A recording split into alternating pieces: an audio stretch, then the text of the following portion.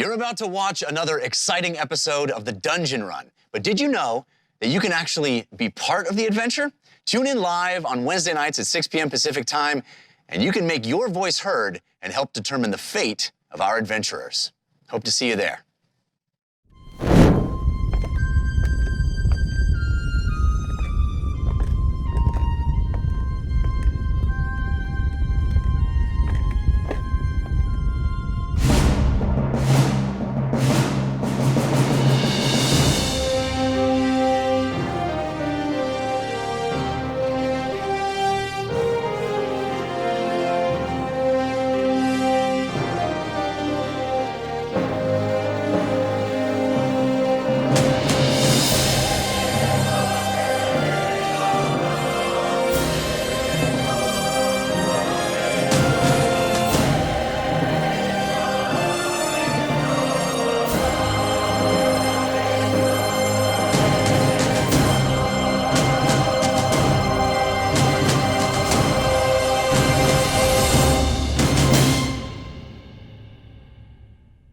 Greetings and welcome to the Dungeon Run, a live tabletop role-playing game where your interactions help tell the tale.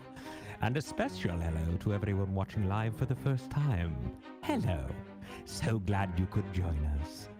I'll see you in the chat during the show, yes? What? What, Milo? All right. Milo wants me to tell you something, everyone. He says, click the star to follow the channel to get live notifications. I agree with that message as well. Very well played, Milo.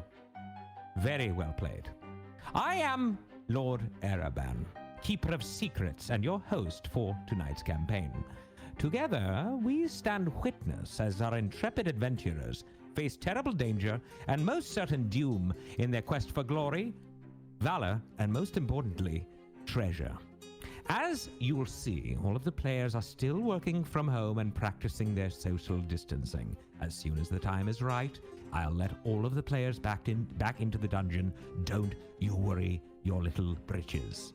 Now, throughout our time together, you will be called upon to help guide decisions made within the game. In addition to our live chat interactions, those that are brave enough can purchase one of our unique props. Tonight we have 4 Dungeon Run props available, if you're watching live, that is. If you love the show, you can show love. When you buy Show Love, Jeff will see it and may read your name out during the game, showing you some love. And of course, you can show love to any member of the team, including myself. I love being shown love. Yes, Milo, they can show you love as well. Good. Next, you can bestow upon the adventuring party the gift of advantage. The ability to roll a pair of 20-sided dice at once, taking the highest value. Or you can set the trap of disadvantage. If a player has advantage, this disadvantage will counter it. And if the player does not have an advantage, they will roll a pair of 20-sided dice and take the lowest value. After all, life is pain. Yes. That's right, Milo. I will remind them. Thank you. Milo's ball is still out, which means you can also get a Milo's ball. But do not, please, because I told him to put it away, since, of course, you know the force cards are not in play and they do not affect the game. Milo decided he still wanted it in play, and therefore we're leaving it in play. But do understand that it affects him. So if you touch it, if you use it, you may be doing some harm. Preza, you just killed my minion! Again! This is like the 45th time. Unbelievable. All right, so Milo is dead. Yes, that's what happens when you touch Milo's ball or get a Milo's ball. Please don't do it again because it just causes a mess. Now, when you give props, please specify which player at the table it is for, or I will make the choice for you. Also, for all things Dungeon Run, head over to thedungeonrun.fandom.com. There, you will find more info on our characters, the Dungeon Run merch, and a link to the Dungeon Run Discord, where you can join a wonderful community of runners. That's you guys, the ones watching. Now, you can upload your fan art there as well. And to those who have already submitted, I see you and I thank you. Now, let's meet our brave souls, the cast of characters. Please welcome Jared Kajak as Civ Red Thistle. So, Lord Airban, I heard of a new vegan brain dessert. You know what it is? Tell me. Cauliflower. That's it. That is absolutely incredible. Oh my I God. love it. I must start eating this cauliflower. Yeah, you should Because try I it. need to get myself on one of these vegan diets. I've heard they're so good for you Yeah, and your kind of looks like brains cholesterol too. levels. Yes, I think. I've never seen one, so I'm going to have to check that out for myself. Jessica Lynn Parsons as Fahima Taig. I don't know if you watched last episode, but I'm pretty bad at making jokes, so I'm not even gonna try it. Well, we disagree, Jessica. We think you're phenomenal at jokes. Or at least Milo does. Well, right, thank Milo? you. Oh, he's dead. I forgot. Oh, All well, right. that's not. Morgan.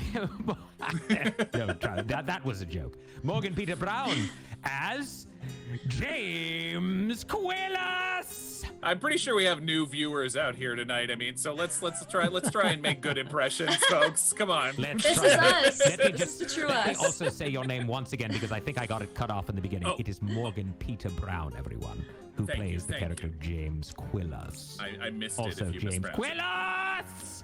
I wanted to be a little louder when I said it. I appreciate that always. Next up, I love you, and thank you. Next up, we have Ronald Ogden as the one and only Argo. What's up, Flaya? I also have a brain joke for you. Give it to me. What's the best Ron for your brain? Ronald Ogden. Yes, but neuron. Oh God, So bad. it's getting worse. Quite good. Neuron. I'll remember Neuron. that. Neuron. All right. You just make sure I Good to see you, write buddy. that down in the book. Very good to see you. And the last member of the cast, but not least, of course, the one and only Katie Michaels as Lily Dumblestock. That's me. I thought the answer to Ron's thing was going to be Ronald Noggin. Also, I was also going correct to say answer. Ronald Ogden. I just didn't. But it isn't. It's neuron, as we learned. Yeah, yeah. Neuron is the I was answer. Ron. Thank you, Katie.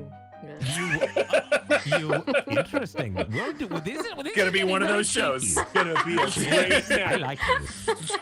All right.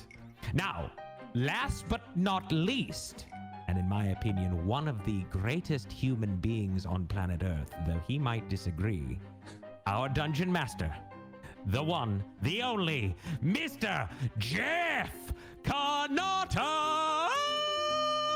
Wow, thank you, Airband. Knowing your opinion generally of human beings, I feel pretty great about that. Thank you. You're one of my favorites. Thank if I you. were to only have one brain that I could feast on for the rest of my life, Jeffrey, it would be yours. By the way, do I see a Dungeon Run shirt? that Yes, you're got wearing? that merch. What is that? Yeah, Why do baby. I not have one of those, Milo?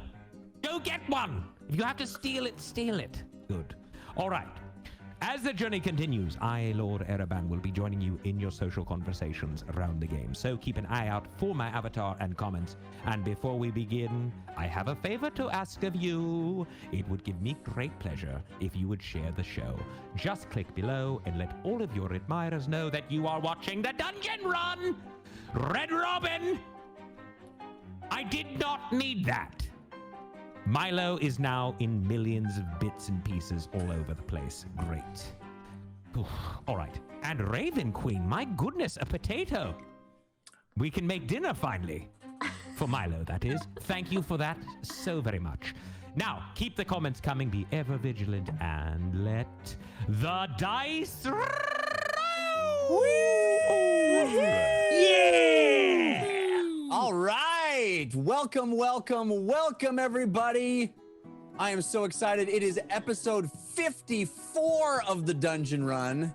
Wow. And if this is your first time, an extra special welcome. And fear not, it is episode 54, but we will give you everything you need to jump right in and enjoy the show with us. But I highly encourage you to join what is the best community on the internet. The best. The Dungeon Runners, the Watchers of the Time Stream. Head over to that Discord and join up, join in, take part. It's an incredible group of people that we are so privileged to be associated with. Hashtag truth. Indeed. Hashtag. All right. Quiet Let paladin. Let's catch everybody up, shall we? It started as a simple dungeon run, but we are a long way from simple now. These 5 adventurers became the Heroes of Bingle when they saved Lily's island home from a vicious warrior named Jan Mo. The half-dragonborn Triton commanded a legion of undersea monsters to attack the beach gnome community, dragging residents and vacationers alike into the watery depths to become slaves, or worse. After driving back the invaders and rescuing Lily's family, the heroes hoped they had seen the last of Jan Mo, but fate had other plans. Incredible magic has catapulted the team back in time 22 years and cast them in the unlikely role of protecting the 5-year-old boy who will one day become Jan Mo. They rescued him and his family from a haunted castle infused with madness on the Isle of Rum.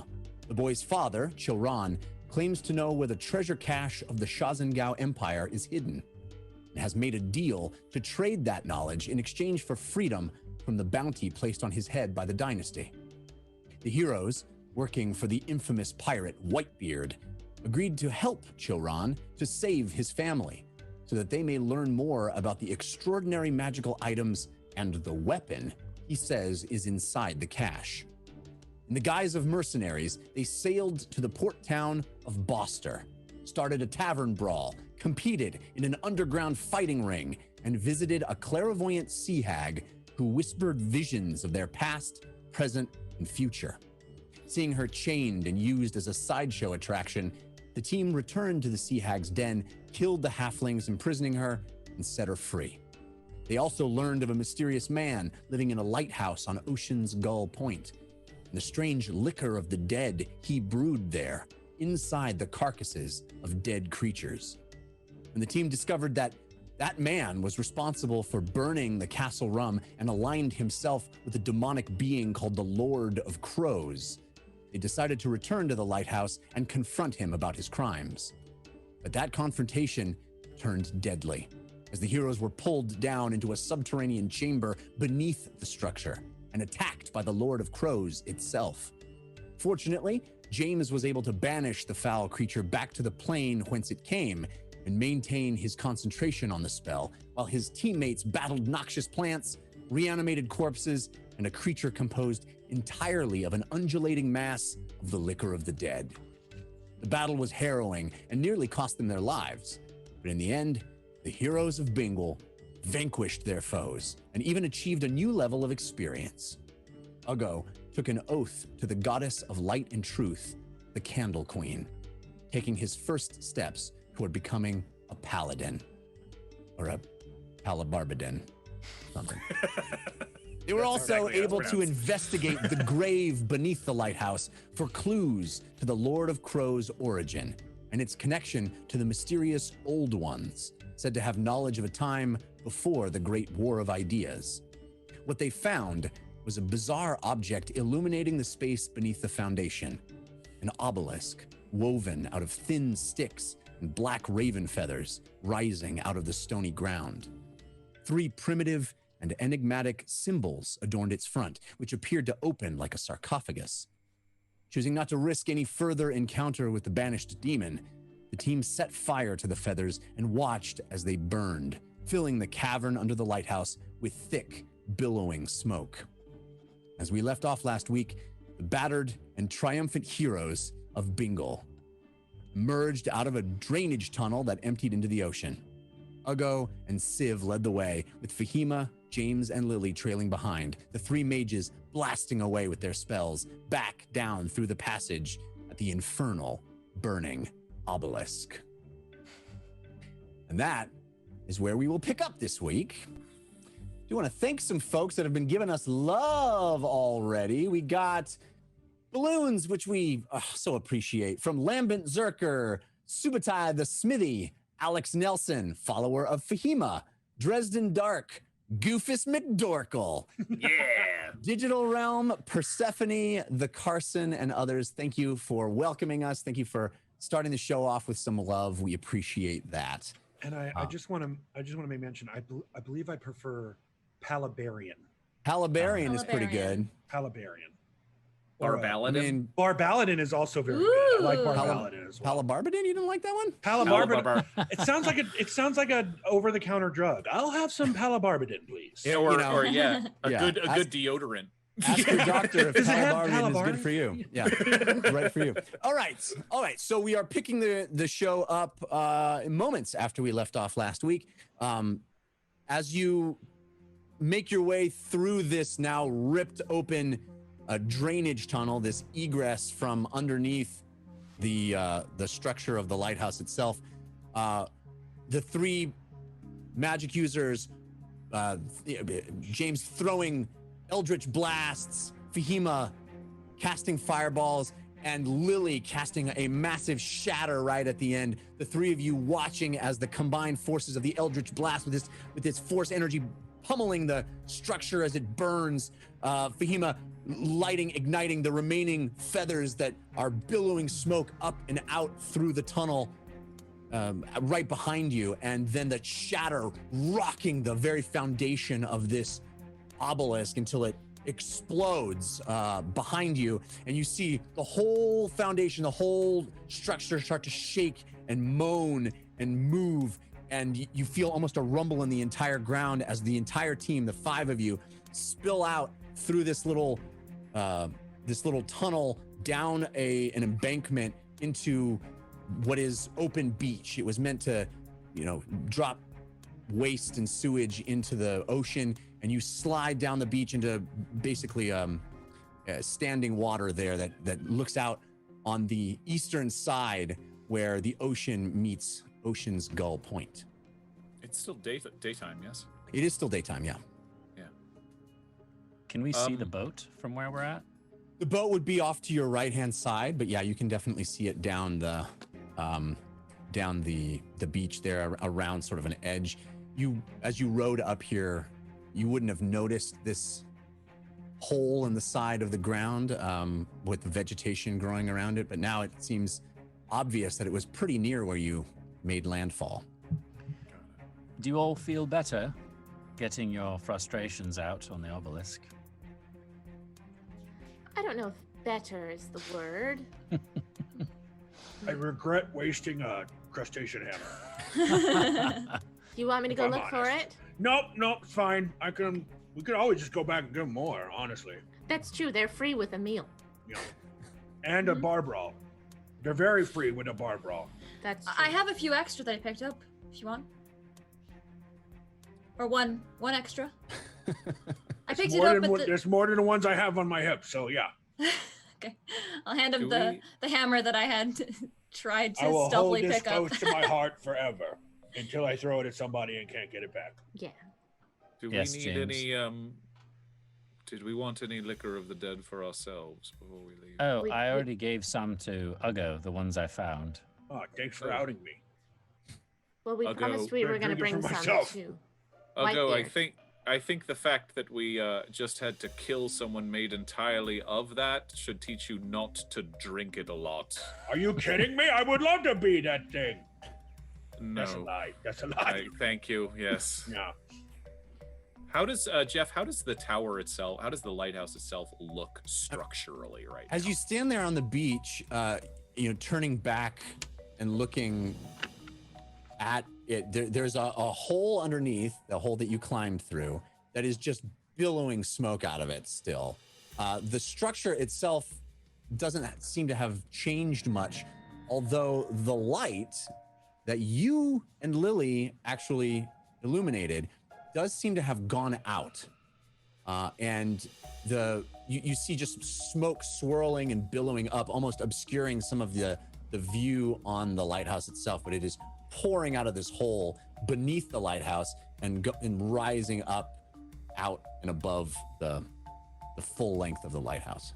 I'm gonna start shooting Eldritch Blasts at the light and then at the base of the tower, and I'm not gonna stop until it falls down. All right, that'll take a while. I mean, this is a structure that you've seen in disrepair in certain areas, but certainly still would take quite a number of Eldritch Blasts to destroy. Would it burn, Jeff? Would the inside of the building burn? The inside of it would burn, yeah. I mean, the fire that you have started now, it's unclear to you standing there whether it would reach up through the bottom floor quickly or at all. But it's certainly, you saw enough stuff in there that would certainly burn, yeah. But yeah, I'm standing, probably I'll get as close as I need to get to it, and just without a word, just start throwing. And I imagine we can help too, Lily and I. All right, so as that smoke continues to billow out, you see James approach the front of, or not the front, but the get closer to the structure itself and just start casting cantrips. Boom, boom, boom, I'll go get the boat, I guess. Yeah, I'm gonna come with you, because I want to. All right. I just want to be clear. Did we get Liquor of the Dead for Whitebeard's crew? If you want to give the Liquor of the Dead that I gave to Uggo to Whitebeard's crew, sure. Well, we promised him some, so. Whoa! Don't I gotta say in any of that? I gave you like 3 bottles, didn't I? And we might need 3 bottles. In the we future. we should have some left over, right? I mean, I still have some in my bottle from earlier. We didn't say how much we were bringing. I just want to be clear that we did say we were going to bring some, and I feel like. Well, we perhaps... could always say that we didn't find any. That's true. I was just trying to avoid conflict. And lying. Yeah. Meanwhile, there's explosions going on. It's kind of hard to hear you. Just like sweat on his brow as he's just like continuing to pummel this thing with force and a purple arcane blast. Boom, boom. You see stone chipping off the side. Boom, boom, boom, boom. Energy just going maniacally almost as the cracks start to appear in the side. You're tossing them higher. You're seeing it hit the summit there, the topmost part of the lighthouse, where you remember seeing those brilliant large mirrors that would focus the light out of there. You see breaking and shattering. You can hear it as you cast all the way up 30, 40, 50 feet above you. You're covering the side with holes, cracks, bits of stone falling off of it. It's a long process, but James is just continuing to assault this thing. Should we help him or do something that makes this faster? Because he looks like he's taking out some problems on that tower. Yeah. Jeff, there's no chance that this lighthouse is tall enough to like collapse and land on another building or a house or something nearby, right? Because there's enough of a clearing around the lighthouse. If you recall, it is sort of set off, and there was a tiny bridge that collapsed that even required you to get there. So the height of it would either go into the ocean or back onto land. Either way, it's going to it's not going to land on any other structure.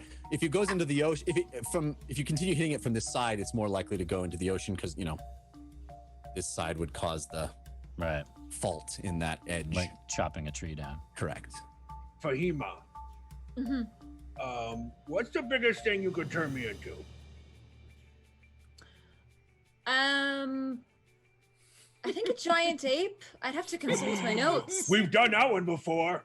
Yeah, I did that one. It wasn't bad. No, it's fun. Let me look at my notes here. Would you turn me into a giant ape?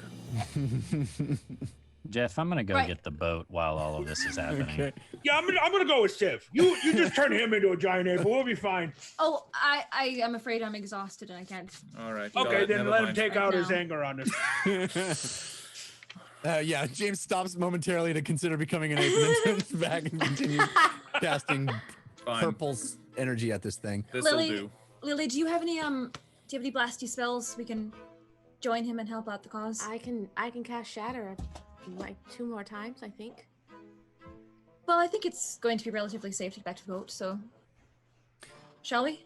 Sure. So there's the sounds of extraordinary. I mean, those of us in the United States who've just went through 4th of July will probably recall the sounds of incredible explosions as Civ and Ugo sort of trudge down the beach. Behind them, this sparks and purple energy smacking and breaking and stones and all this tumult and cacophony of this massive assault on this building as these two figures kind of trudge down the beach together.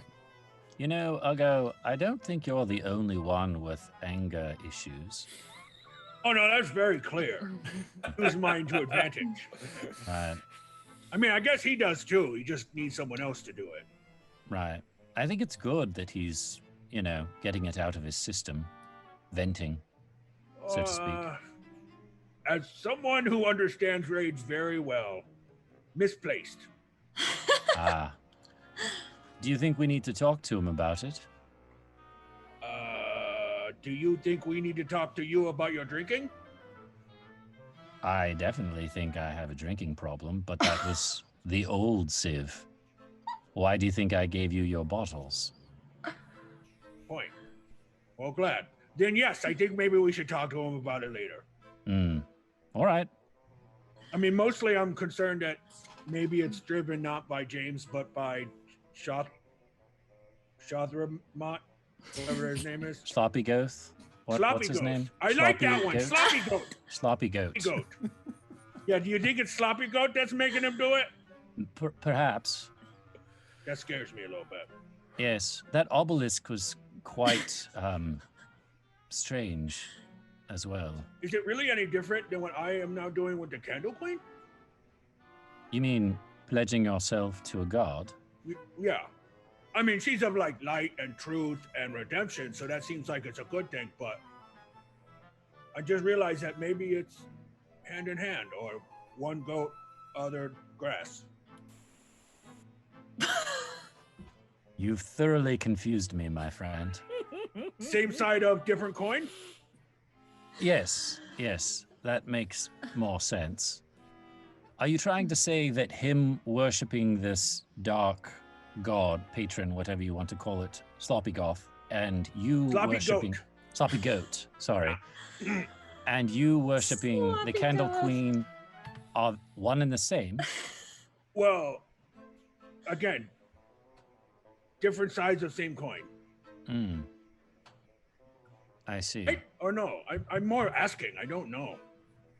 Well, I don't know of anyone else that worships the Sloppy Goat. Do you? It's funny when you say it. No, only James. Yes, so it's not quite the same. Do you think that I could convince James to abandon the darkness and come to the light? I definitely think you could try. I don't want it to be too forward, though. You're going to have to be very... But that is my way. Yeah. Why would I not? That is what I do. Yeah, I will talk to James about that. That's about the time you guys get to the boat is sitting there beached on the side, sort of gently moving through the waves, with the waves, I should say. Jeff, and, yeah. Sorry, I have a game mechanics question. Where we're at with the boat, is it going to take us way more time to take the boat all the way around the island than it would be to cut across the island? Yes. Okay. By a significant margin. I mean, even the tardy plunder, which kept going after it dropped you off, right? Going around the Cape as it did is a much longer route than just cutting across the land.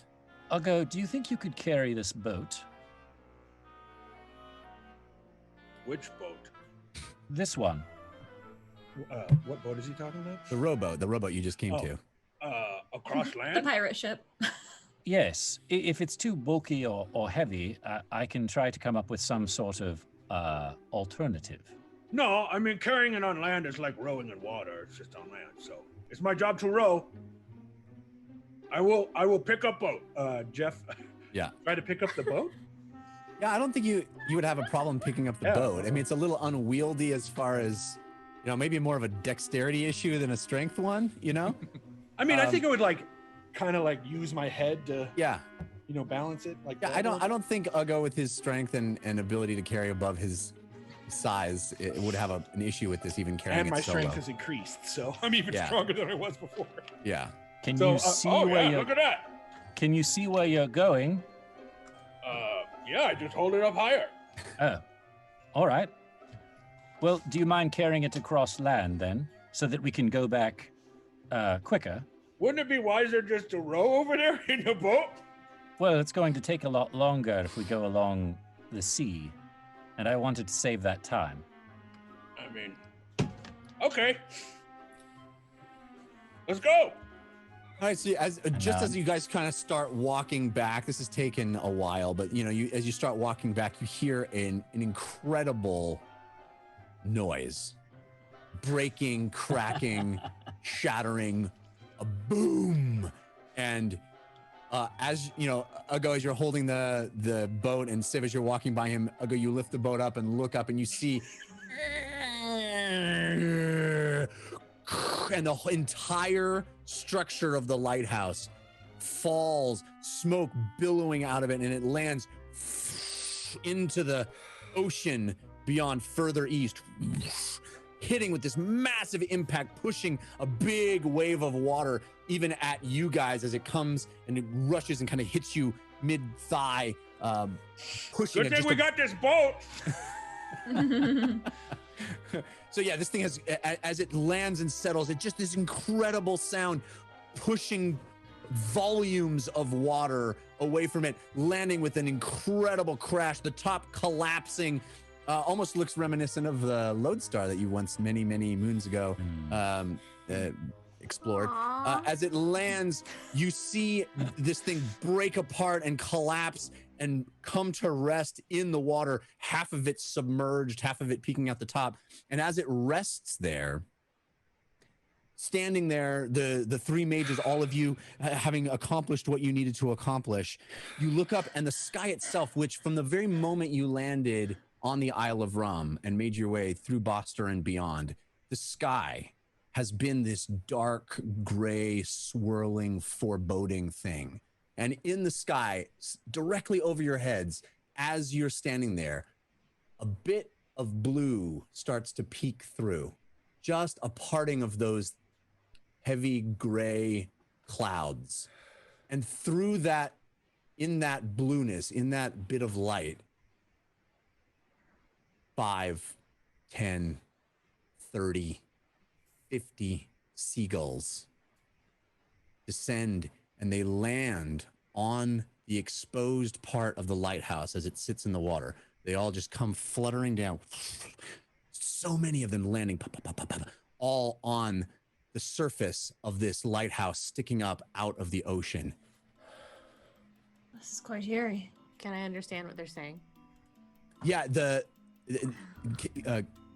Katie, Lily, as you perk up and listen with your innate beach gnome ability to listen to beach creatures, you notice a much more calm demeanor than you've ever experienced from these gulls. As you've been here several times now, there's always this mania, and then there was that strange eerie calm. Now it's a more common, what you would recognize if you were on Bingle listening to seagulls, talking, chattering, asking about food. That is as if they have gone back to normal.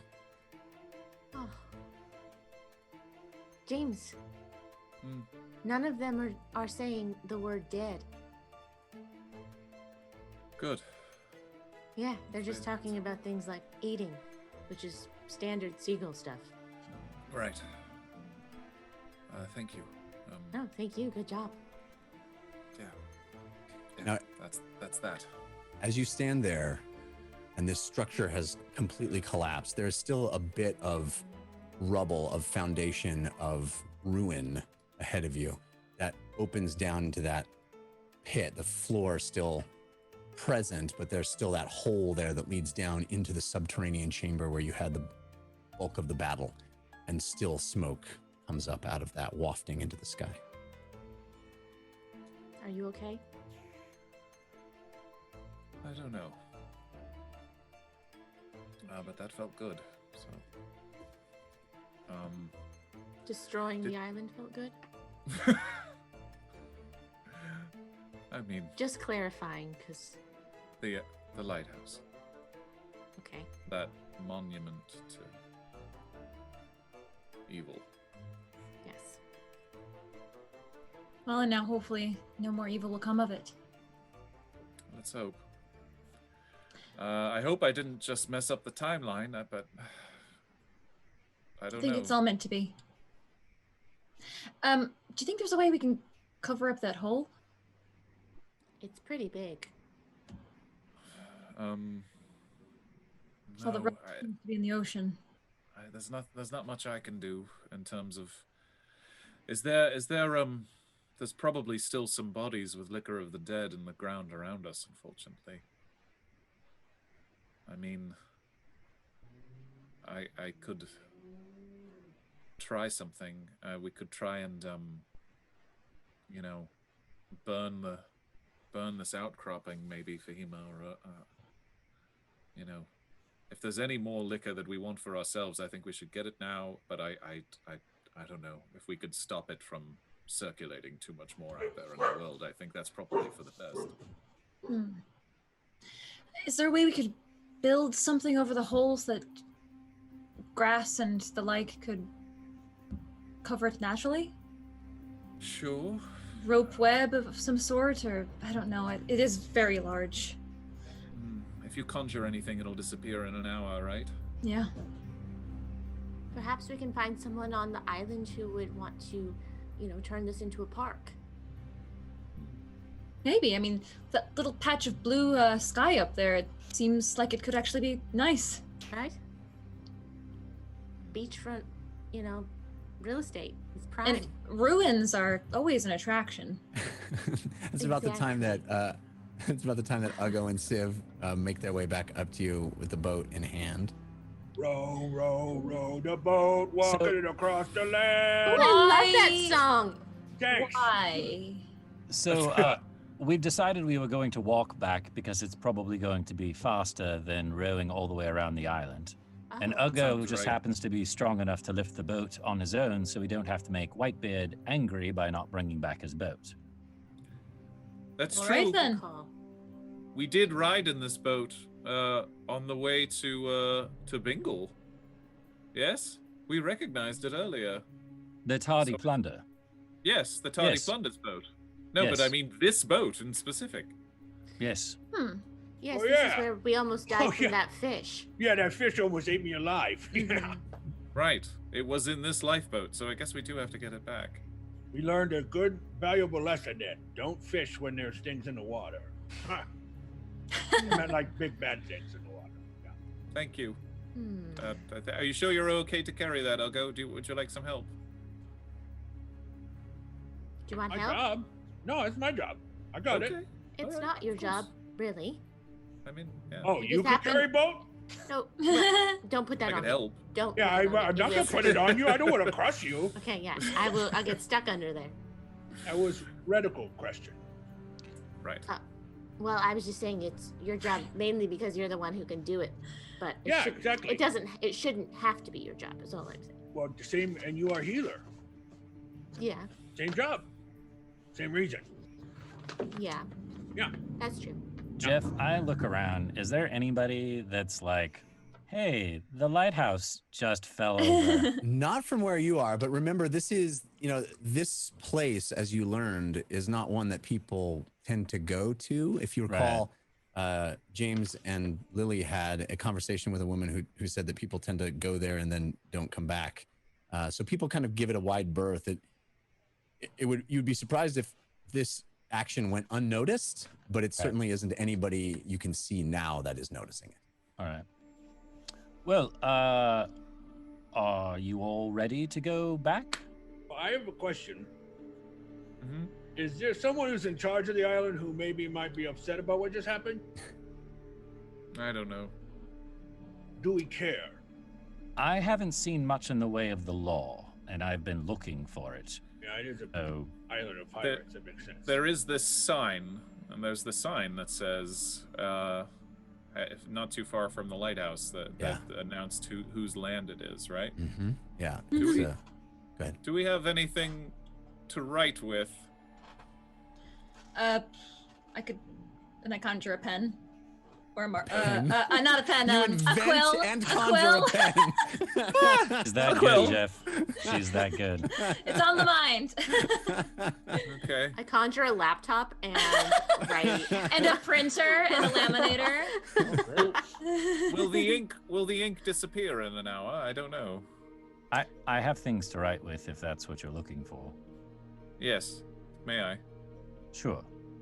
Right. James takes the pen and writes open for business. Yeah. over the sign. And then blasts part of it. All Then- right. And then like removes part of it probably with an Elder's Blast. but While then he's over literally, there, like- while he's over there at the sign, I goes like, Lily, Yeah. Fahima, Yeah? is James okay? I don't think so. I think he's fine. He just needed to blow off some steam.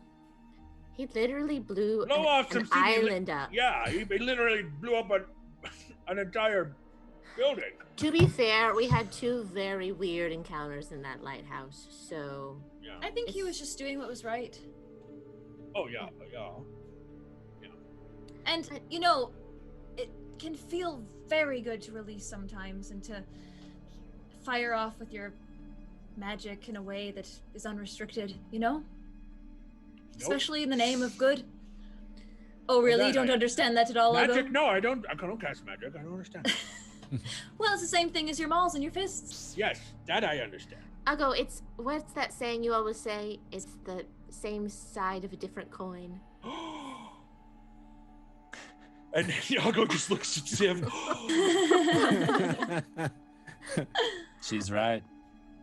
That's when James kind of makes his way back, his hair completely disheveled, sweat on his brow. You have rarely seen him like this. It seems to be spent and in a heightened state. Hey James, Mm-hmm. why don't we take a quick moratorium on magic for our group? Okay. Come again? Just for a second. She maybe. doesn't want me to blow anything else up. That's fine. That's fine. I'm fine. It might be hitting that. wise if, just in case we're walking through town and someone wants to figure out who knocked down the lighthouse. I have no more intentions of destroying any more structures on this island. Okay. That seemed very specific. So was my anger. It was very specific and very focused. Okay. Okay. Focused anger. That's exactly what somebody said. Okay. All right, Okay. so Yeah. we have some love I want to mention. Navy Bruin 02, Hornist 34, Omnipotent Otter, Confusing Wookie, Vegan Dracolich, I love it. Oh my god. Cavalcade, yeah. Best Mystery episode. Yeah. Cat the Mage, Melodies of Old, Borkware, Ruglius Booglius, and others. Thank you. We also got that potato from the Raven Queen. Thank you, Raven Queen. Thank you, Raven Potato! Queen. Yeah. Oh my goodness. If you're watching this and you don't know what I'm talking about when I say potato, check out the live show Wednesday night, 6 p.m. Pacific time on Caffeine, because the live audience is having another experience all their own, and one we would love for you to participate in. Thank you all for those wonderful gifts. So you are able to make your way back into up the beach. I'll go. Go ahead. Sorry, Jeff, really quick. Sure. I have Ferdinand here to help you carry the boat. And Ferdinand will go under the boat and just kind of lift it up so it takes off part of the weight. How do Ferdinand, you of do course, that? is Lily's unseen Yeah. servant. Obviously. Ugo can't see it. Ferdinand is completely invisible to Yeah. Ugo. Yeah. Haven't seen Ferdinand haven't seen Ferdinand ever, but haven't seen Ferdinand in Why'd you quite say some that? time. Yeah. He's a shy Yes. little one. How much can he carry? Can he carry it by himself? Well, he can lift 60 pounds. And he can carry I suppose it's a 30. bit heavier. than So the boat's 100 pounds, I think, roughly. How much do Not you that weigh, bad. Lily? 33 pounds. Hmm. I haven't weighed very myself personal recently. I question. don't really believe in scales, but roughly 33 pounds. And Weigh roughly 1/10 of me. Yeah. Yeah. Good math. how high can Ferdinand go, and how fast? 15 feet. movement. What are you thinking? I don't know. No, Why? no, no. Just imagining an invisible hand pulling Lily along without any effort on her own. Oh yeah. Or what about an invisible thing rowing the boat? Oh yeah, that's a good one. Oh, that's an excellent Anyway, idea. I know you can carry the boat. I just thought maybe Yeah. I'd help take off some of the, or I shouldn't say me. Ferdinand can help bear the load. I appreciate the help. Okay. And Ugo looks at the empty space where he assumes Ferdinand is and goes, "Thank you, Ferdinand. Can't see you, but I respect you." Meep flies over and kind of checks out this little invisible magical area. Yeah. So as you guys start moving up the beach, Ugo, you're holding the front, and it's at an extreme angle down to there's this space where you can't see anything, but it's bobbing up and down, and this rowboat is being carried, looks like by one person all the way. Not going to draw any attention whatsoever. No, Subtlety. It's our middle name. Yeah. it's definitely our middle name. Where we excel. You guys don't even have a first or last name, but you do have a middle name. The Yahoos of Subtlety. That feels true. That feels very true to our brand. Sounds like a band. The Yahoos of Subtlety. The Yahoos of Subtlety. That's pretty good. Pretty good. All right, so we are making our way. Where are you guys headed? You're just kind of walking back through town at this point? I would like to go shopping. Okay. While Ooh, I'm fun. holding the boat? Well, no, we can go back and return the boat, and then I'd like to go shopping. I just want to Shopping. clarify. But for what exactly? Because, well, we don't know when we'll be going back. So Well, I have these, and I open up the small chest with the 100 gold coins. Ah, And Ah. they're not going to be worth anything once we get back into our old body, so I might as well Shopping's turn them. free. good point. Yes. I do need Good more point. crustacean hammers. Those are You can free get with those the for meal. free. Yeah, but you had to pay for the meal. That's is what true. I'm I mean, saying. we could get dinner at the Krusty Station if we want. See if it's back open for business. We've got another. We haven't had a dinner out where we 30s. haven't gotten in a huge brawl in forever. That's part of dinner. That's true. It doesn't have to be. That's all. Well, it's like dessert, you know. Might as well No. get it if it's there. Well, should we check in with Whitebeard before we do that or after? He gave us 48 hours. I mean, we should return the boat just so we're not lugging, or just so Ugo's not lugging it around for another day and a half. But you And know, I am hungry. I'm Sure, hungry why not? too. I am could quite definitely use a hungry. meal. I haven't eaten in about 48 hours. Oh I gosh, could eat a sloppy goat.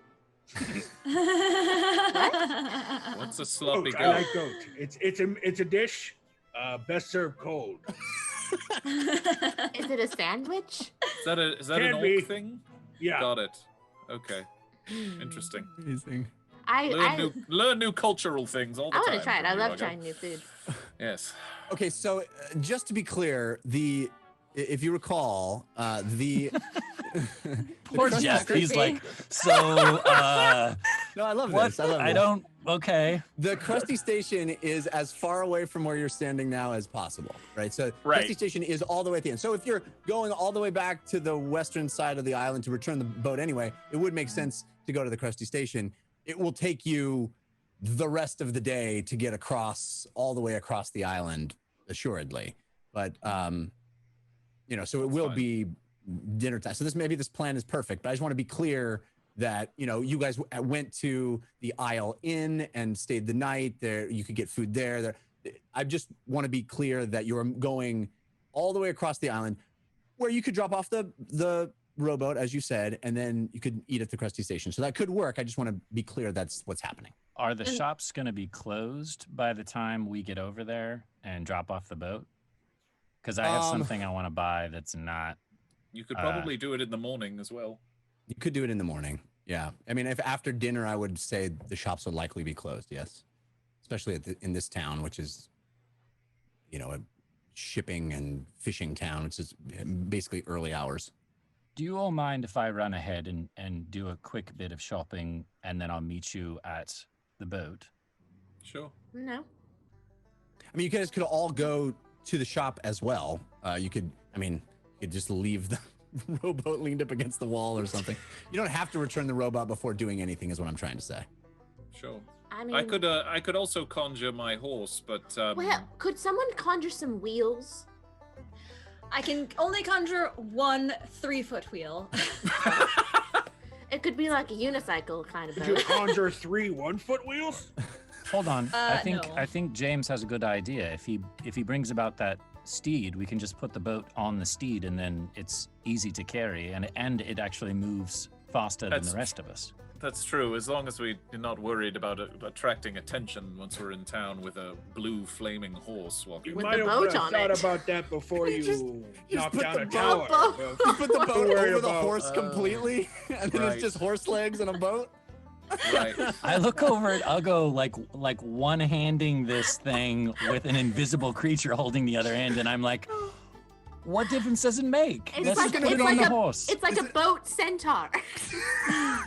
This is gonna be the entire episode, folks. This is all we're doing. Yep. Buckle in. There's nothing else. Getting the This is boat it. across the island. No, all right, fine. I'll go if you want to put it down. Give me 10 minutes, and we'll lighten your load, so to speak. Okay. Okay. And while they do that, I'm gonna bolt and run into town. Okay. So I'll sit down in the grass and begin ritual casting Phantom Steed. Bye, Sev. Does anyone want anything? 2 of whatever you're getting. Done. all right. So Civ, you run off into the city, and with your ability to be familiar with any urban center. I mean, I can really cut the time down. Yeah, you managed to find a the more of the trade district, more of the business district, more of the sales area. It's an area of the town you haven't really been to yet, but you're able to find a store. There is quite a large building. It's one of those buildings on stilts, as most of the places here in Boster are.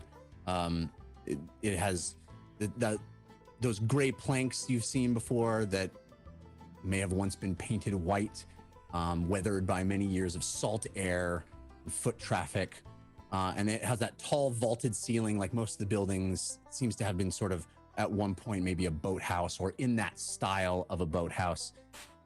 And there's a sign on the outside of it that says Orabins Florabins. Oh no. Oh yes. All right, I'm running inside. All right, so when you walk inside, it's an large open room with barrels and bins filled with products. This is truly a general store with all manner of produce and supplies, barrels with salted meats and fish jerkies packed in straw, crates of fresh seafood, and what you can only assume is magically conjured piles of ice, apples and pecans displayed prominently, and on and on and on, barrels and bins. And then on the other side of the store are more of the adventuring supplies, weapons and armor, sailing rigging and ropes, bows and blades and shields, all sticking out of barrels like you might find umbrellas at the entrance of a business today on a rainy day. And all of these containers are marked on the outside, painted with a price on their front. So clearly the items are all classified and organized by cost and function, and the whole place is just container after container of things for sale. Cool. My goal was to buy gifts for everyone. Okay. While I'm here. So I'm gonna go buy magical ingredients. I don't know what that would be, so I just go down the aisle and I'm like, oh, this looks like it could be used for magic, so I'm going to take some of that and some of this. Okay. And this bowl looks cool. I'll get one of those. And then I also wanted to buy Lily something to defend herself with. So if they have a hand crossbow, preferably one that's used or that I could talk the owner into selling it for cheap, that would be great. Well, the listed cost for a hand crossbow is 75 gold. Yeah. So you can Buy attempt your lady a hand crossbow. Yeah. So you can attempt to use persuasion or whatever means you'd like to try to negotiate down. Yeah. Yeah. What I'll probably say, I don't know if you want to roleplay it out or not. What I'll probably say is, I work for Whitebeard, and Whitebeard just came into a lot of money, and he needs to resupply. And I just happen to be in charge of resupplying his ship. So if they'd give me a discount for anything I purchase, I will be more than happy to come back with Whitebeard or with his money to buy things for his sailors. So there's this big raised platform in the back of this place with tall wooden desk, white, kind of gray white planks in this tall desk, and there's a hole in the middle. And behind it looks like there is a very, very absurdly tall stool upon which is sitting a halfling with tufts of gray hair on the side, tiny little spectacles on his nose. And he's looking down over the side of this thing at you. You are much lower, this raised platform with this high ceiling, exposed beams, and this big boathouse. And he looks down at you and he goes, from Whitebeard, are you? Yes, I work for his, well, I'm employed by him. Well, so what would you like to pay for that container of items? Well, I was thinking if you can give me perhaps 15% off the top. That way it would give me a good reason to go back to him and negotiate for him to come and supply all of his men with new weapons. How many men are we talking about here? Oh, I mean, it's at least 2 complements of men. He now owns 2 boats. I don't know if you heard that. No, it's news to me. Yes, I'd say there's probably at least 20 to 30 men per boat. You can do the math on that one.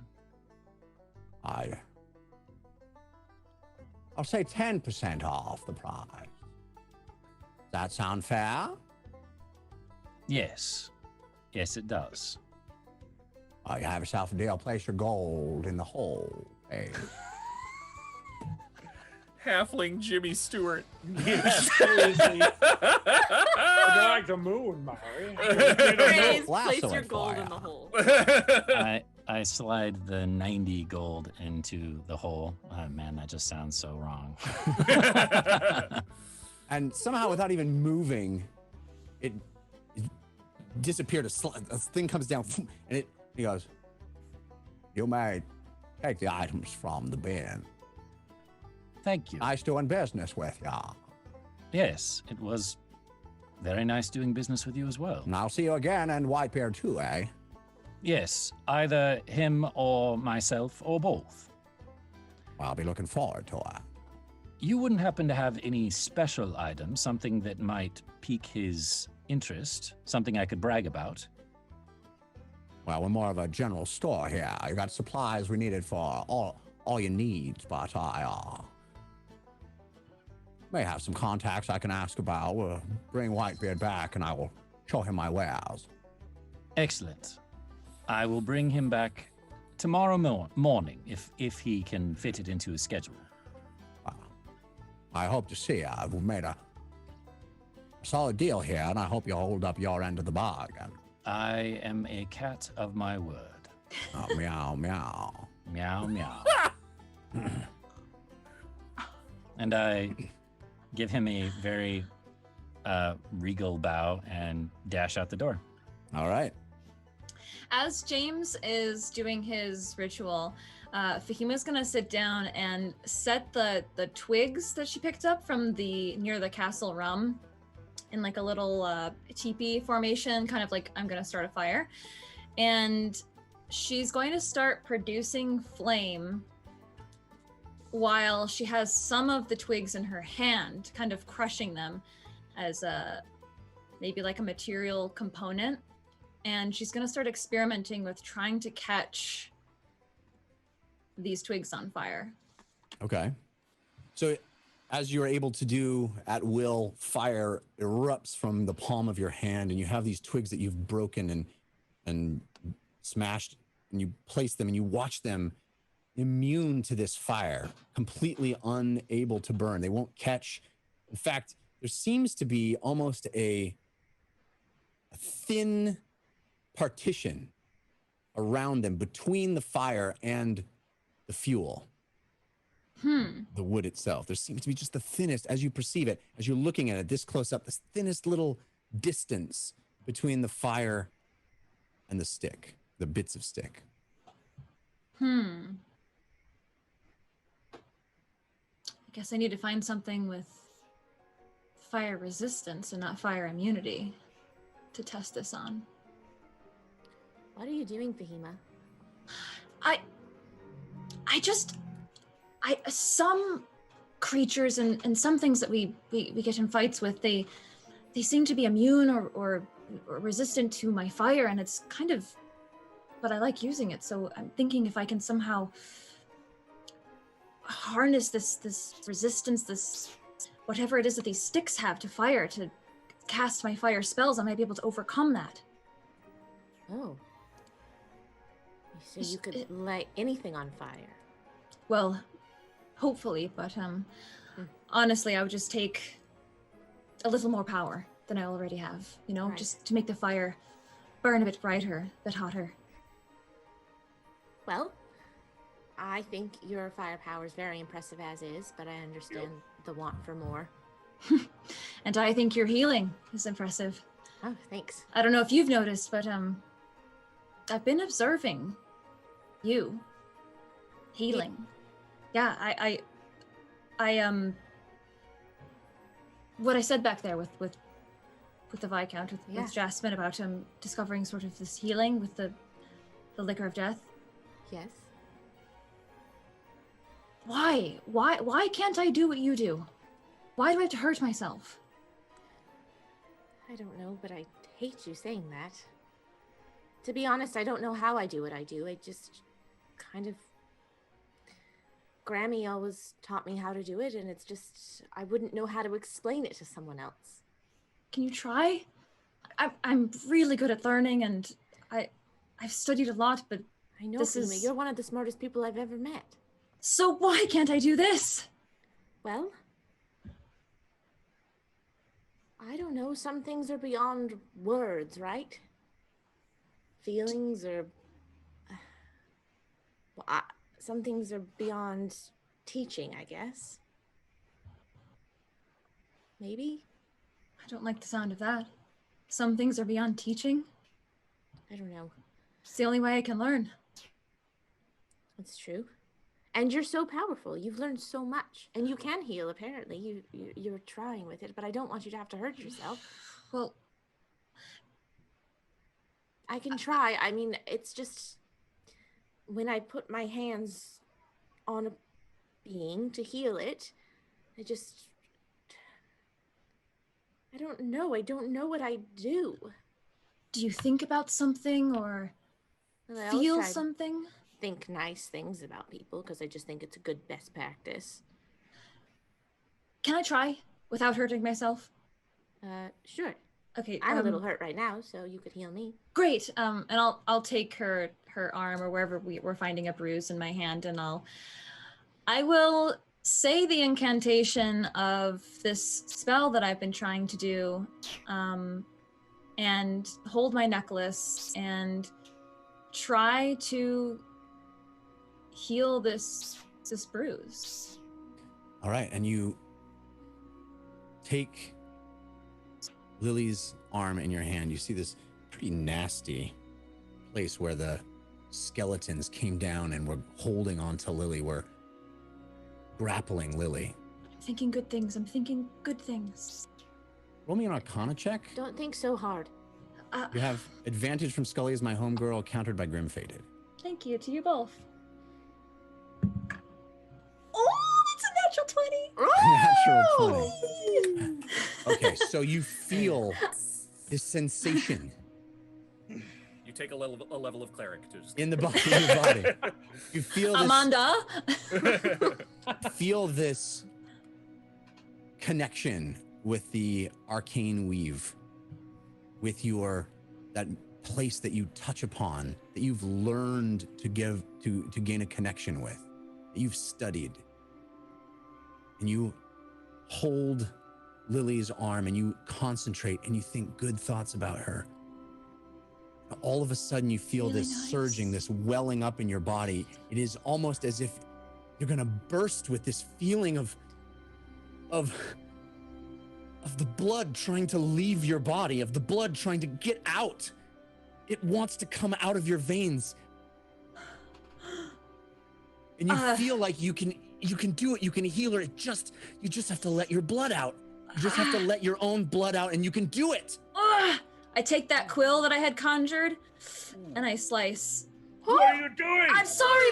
Just let me again, finish. Up in the air, and you see bits of your own crimson blood for just a second, and it almost turns into a fine mist and goes into the bruise in Lily's arm. And Lily, that bruise does fade and heal, and you feel the pain in that section of your arm start to dissipate. But Fahima, you feel pain. You feel pain. You feel pain where that blood, whether you stabbed yourself, where that blood came out.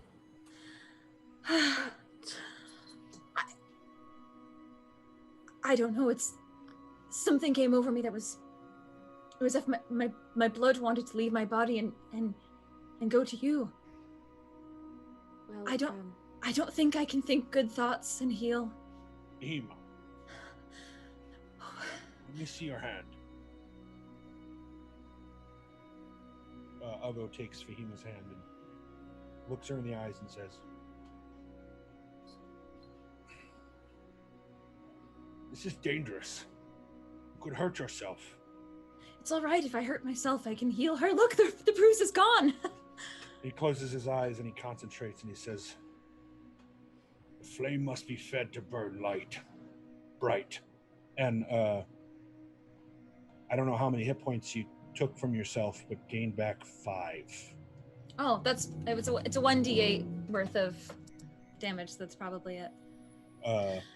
As Ugo's hand gets a bit warm to the touch, and yeah, your hand not only gets warm to the touch, but there's just the faintest glow, almost a flickering, almost a candlelight that emits from your hand. Maybe even easy to miss if you didn't stare right at it. This faintest glow as Fahima, you feel in your palm where you stabbed yourself, that wound close up. What you use to make others be affected or feel better is a choice. Be careful. Excuse me, I'm like the middleman to you both, showing me that you can heal now. This is incredible. And I'm gonna take them both and squeeze them so hard, one between each arm. Ouch! That's actually pretty strong, and I know. They're so strong. As you're standing there, Fahima, holding them behind you, in wisps of blue smoke, a horse head materializes, and you hear behind you, and all of a sudden there's this enormous blue stallion that is smoking and burning with blue flame, as you all three are hugging there in the center. Is everyone okay? Yes. Wow, really okay. Good. I'm glad to hear it. It's really awesome. I just discovered a new spell, and Ugo can heal too, and I'm naming this new spell Spare. Oh, For the entire ride. That's beautiful. That's beautiful. I miss them. Me too. I miss them too. I bet. Fahima, next time, if you need blood, just ask. I'll give you some. Well, I think it might have to be my blood. I'm willing Are to you sure? experiment, though. No, I'm not sure. Okay. I just want to be clear, Fahima, that maybe don't use that all the time. Right. No, I mean, I might do it a few more times when I'm experimenting, but only when necessary. Sure. I just want to be clear. I don't want you to hurt yourself. That's Yes. kind of what I'm saying. Yes, Fahima, I was going to ask about the blood lance as well. Wasn't that? I mean, it didn't go as I wanted it to. It was one of the few necromancy spells I've ever cast in my life, but I think it could be really impressive. Yes. I echo in that. Be careful. I'm fine. It's fine. You're very powerful, and I trust you. You're the smartest of all of us. But I just just be careful. Of course. I know it's a bit ironic coming from me, but yes.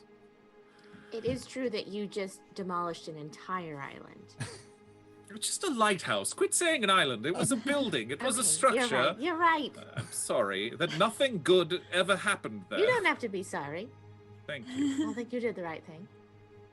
Argo, shall we get the boat up on Nightfall Lucifer here? Is that So, am I supposed to ride the horse and carry the boat, or?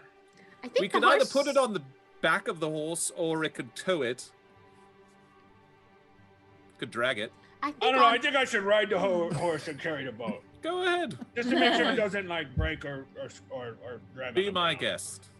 And Ferdinand, are you going to help me? I don't know how you're going to do that, but he can help you. Can you talk to him? Yeah. Oh, okay. You want me to tell him Thank anything? you for the help. Oh, he doesn't need much appreciation, which is strange, but I'll definitely tell him. He may not need it, but I do. So. Okay. I'll make the horse kind of bow down and make it easy for you to get on. Yeah, so I get on the horse. Somebody, nobody can hold this. So. Okay. Well, you could lean it up against the side of the horse, and Ferdinand can help hold it up. Okay, great. So I lean the boat on the side of the horse. Like, get on the horse. There is, by the way, this open hole with smoke coming out of it. As you guys are, he's like, okay, I got the horse, I got the boat, I'm gonna get on. Okay, the head down on the horse. He throws his leg over, hoists the boat above his head, and now we have blue, translucent, fiery stallion made of smoke. Mm-hmm. Big green orc boat. Okay, so in hindsight, looking at this with Uggo up there, is this going to draw too much attention? We knocked out an entire building. What are you guys worried about attention grabbing for? Well, it's just that there's not a lot of people here. Oh, Well, good pun. It can always dismount as soon as we get outside of the town. Yes. Yeah, this will at least save us some time. Maybe once we get into the busiest part of the city, I'll tell Nightfall to go away. But right now, let's save ourselves some time. Okay. It's about the time that Civ saunters back over. You walk up, Civ, and you see Uggo on the back of this enormous steed holding We made a plan, Civ! Yes, I thought this might happen, which is why I figured I would go shopping in the meantime. Good idea. Are you all ready, shall we? Yes, please. Mm-hmm. Let's do it. So I skip up and I link arms with Civ and I say, I learned a healing spell and Uggo can heal too. Yep. How? I thought Lily was the only person who could heal. Well, I can, it seems I can use my own blood to heal others, and Lily helped me discover that, and well, not the hurting myself part, but the healing part. And Uggo, it's Amanda. I see. Channeling through him. Right. And can you do this? You don't seem as excited. I'm very excited about this. That's a conversation for a later time. Seems to be a lot of those. Just give me a smile, please. I am smiling. I just went shopping. I got gifts for everyone. I'm very happy. I'm a horse of a different color. Oh, this is definitely going to be one of those episodes. Everything's a box. What do you mean? Everything. Can we be holds having this something up. conversation as we're walking towards? Yes, oh yes, please. 100%. Yeah. Okay. I want to make Yeah. sure it's clear. it's a clip clop kind of a situation, not a run, right? You guys are clip clopping, and Uggo's holding this very quite large rowboat, that seats 5. over his head, larger than the length of the stallion, as this thing clip-clops along, and you guys walking beside it, leaving trails of smoke and blue flame in its wake as the enormous billowing black smoke from the hole you've left for the ruin with the lighthouse in the water behind you. I just love that image of you guys just kind of walking away. We did a good thing. Yeah, We did. it's been a while since we've done something good. It's true. So, what are the gifts Well- you got? Oh, I was going to give them to you later. Oh, You know, as a surprise. okay. Nice of you. I don't know if I like that idea. You don't like surprises? The ones we run into, no. That's true. There can be good Yeah. surprises and bad surprises. There was a bargain that was a surprise, and that was not a good one. I'll go. I think you're going to like yours. Is it a hammer? No. Don't try. I might and not like guess. it. Yeah, I'm gonna like it because it comes from you. What is Listen, it? everyone. I wanted to share something with you. I don't know. It's something I'm worried about, but I don't want to. Do I need to put the boat down? No, you're fine. You're doing great. I just. I didn't know if this is like a thing that, like I needed to sit down for. I guess I could No. do that with the boat in my hands, but. You are No, sitting. you are sitting. You're You're sitting on sitting. the horse. Oh, good point. Continue. Yes. Yes. Anyway, James. Oh, when I have been visited by Shothragot in the past, it would normally come after a time after a very big fight, like we just had. So he might show up tonight at dinner? It's possible, but I also don't know if this time travel thing has affected it as well. Have you been in communication with him since we got here? Nope. Well, then don't worry about it. If it happens, it happens. But I guess I'm trying to be more transparent, and I'm trying to fill you all in on steps as things. So if something happens again, if you happen to catch sight of me, blinking out for a second again, I want to let you know that beforehand that I'm trying to be more responsible and transparent with all of you. So Do you think Very that good. do you think that you could introduce us? Oh, yeah. I don't want to be introduced. Sorry. I kind of do. Not surprised. I don't know. I don't As think I- you should be alone. Just in case he didn't like what you just did, in case he happens to be friends with the Lord of Crows, I think it would be best if at least one of us was around you for the majority of this evening. Mm-hmm. You think the Lord of Crows has friends? Yes, I do. What do you think they do But- for fun? Like the king of goats? Bury people in the ground and put bottles of liquor inside of them? Mm. Yes, that's The butler of nightmares? But Ugo, what are you doing? Just said he has friends. Okay, sure. Just trying to think Um, of friends he might have that seem I That's would be true. afraid of. Yes. Butler of nightmares. It's pretty scary. actually. I don't know. When I go to somewhere else and it speaks to me, I don't actually know if it's somewhere else. As I said, I don't know where it is. It seems to be potentially on another plane, but as I told you, it has access up here, so that might just be a construct of my mind. I don't know. So I don't know. It worked by conjuring my Hunger of Hadar in the past. I was Yes, able to but- speak to it that way. But That almost killed you. correct. That's the only time when I sort of initiated the conversation. Don't you usually get hurt after you're done talking to him? Not necessarily, no. Okay. Well, maybe we should institute sort of a buddy system for you, James. Fine, if you like. Can we just I all have I a put- buddy? I Yeah. put myself at your mercy, honestly. I mean, a buddy don't- system should be mutual. Yes, yes, no, of course. Okay, I I'm just want to just make sure that's clear. It still sickens me to think that my actions could have had any sort of effect on Bingle or on any of you. And therefore, whatever you four want to do. Well, if it's time to be honest, since you seem to be transparent and telling the truth, I'm trying. As I've said, it's a long story. continuing working with sloppy goats seems problematic. Sloppy goats. Sloppy goat. Oh, Sloppy yeah. He's your goats. patron. Sloppy goats. That's Yes. the, that's, The guy. that's, That's the how deal. you pronounce it? That's the dinner you mentioned earlier. no, right. Oh, yeah. That is the dinner I mentioned earlier. It's fine.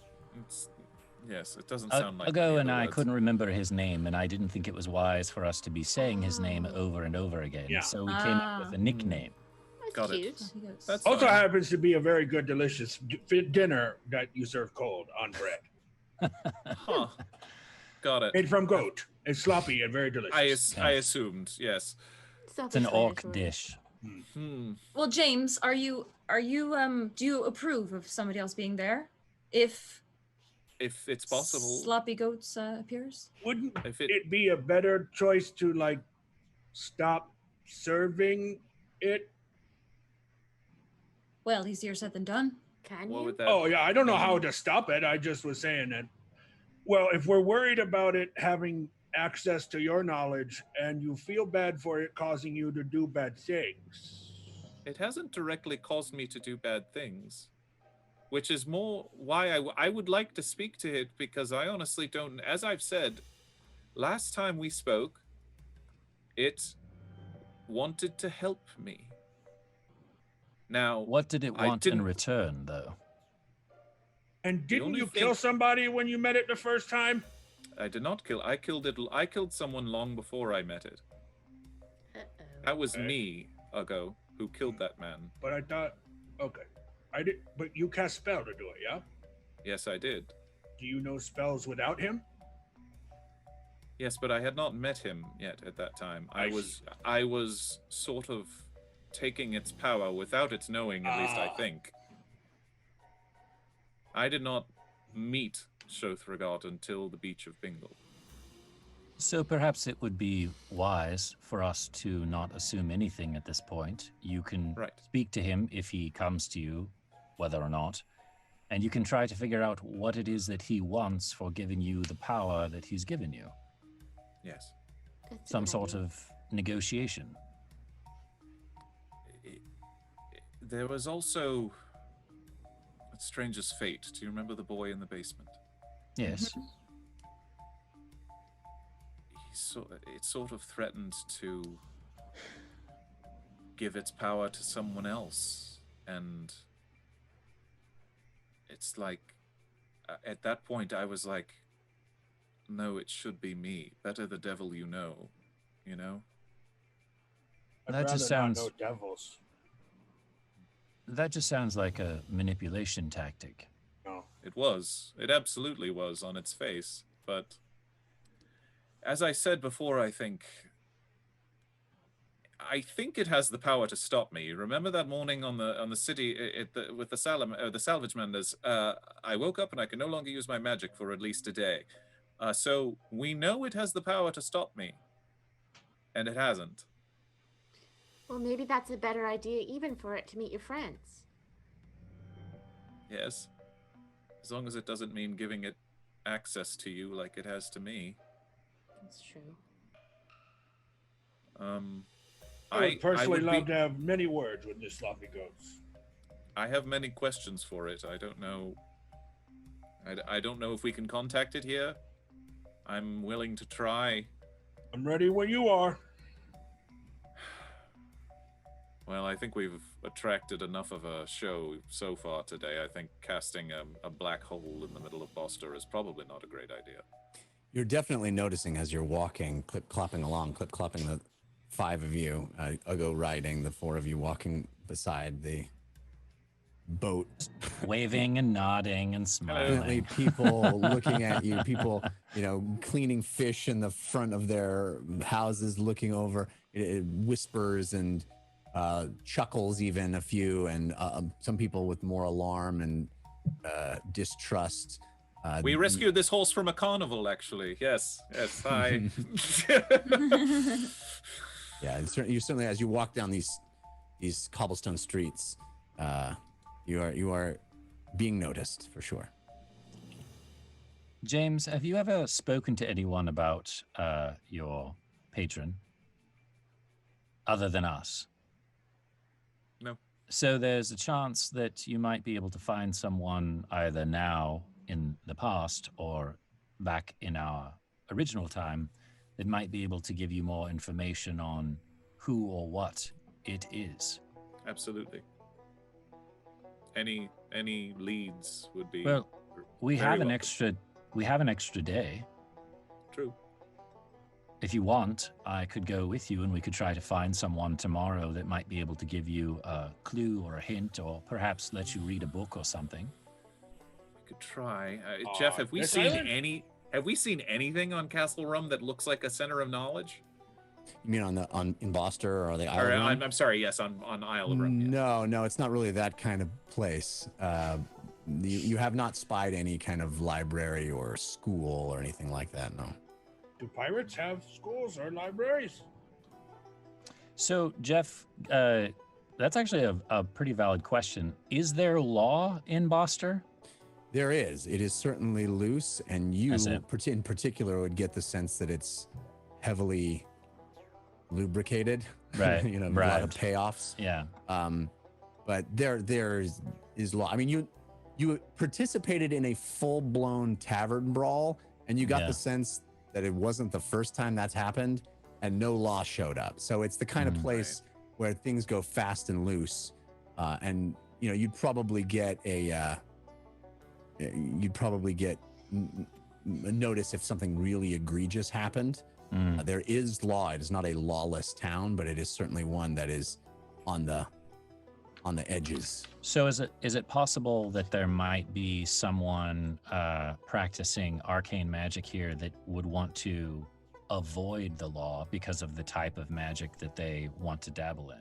In other words, a higher level wizard or warlock or whatever. It's certainly possible. I mean, I think you could surmise that is kind of the situation that was happening at the Lighthouse.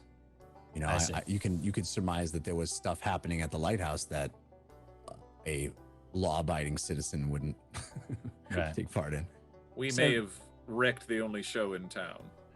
Well, not necessarily. I could whisper into a few people's ears and try to see if there isn't someone else on this island that might be dabbling in magic as well. Or just someone, that's far more knowledgeable about this subject than any of us. We should be careful, but I mean, I'm open to trying, but we should be careful because if people don't know about it, I don't exactly want word spreading. Well, I'm not going to tell anyone his or its name. I can just grease a few palms and see if there's anyone inside of this town or city that might know something. It's not a bad Didn't idea. you learn about it in a library? I did. Isn't it like one of the biggest libraries ever? It is. And we are, but that library. Thinking of even rare But then there was Tomes. also a building over there that had a big demon in it. So what do I know? Right, but there is, after the War of Ideas, much of this knowledge was lost. So, Are you afraid? Is there anyone on Bingle that might know, Lily? Anyone that's been around for a very long time? I mean, a lot of gnomes have been around for a really long time. So there's a chance. I wouldn't say we necessarily we have a small library, but it's like vacation books, light reading. But possible that that- doesn't mean that there isn't someone who would know. I mean, the knowledge on Bingle is great. Right, and there's a lot of people that pass through Bingle as well. We might get lucky and there might just be someone there who could help. True. I'm just spitballing ideas, so you don't have to summon a dark pool of darkness and walk into it. I would also love to avoid that happening. If there is a library, I'd love to take a look because my dad did publish a book or two, and it would be nice just to see a piece of him. Nice.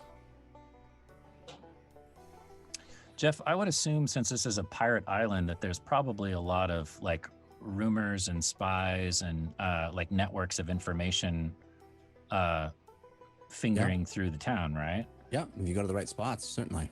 Okay. Well, I mean, I'm assuming we're taking the boat back and getting something to eat, so maybe I do this after dinner. Okay, I mean, this conversation that you guys were walking, the night is falling, but you know, if you guys are done talking, we can arrive, drop off the boat, and continue on your merry way. One last thing. Sure. James, are you afraid that you will lose control? Yes. My magic often feels like it comes from my mind, come from my head. Even now, I have access to spells that can, I mean, suggestion, for instance, that can control other people. Yeah, but Lily can do that. That's true, but you know, I've given something else real estate inside my brain. I thought it was a one-way street, but not really. So I mean, technically, I've done the same thing. Now. What's oh the? Oh, sorry, go ahead. yes, I understand. I think it's slightly different. What's the most dangerous spell you have access to, just so we know?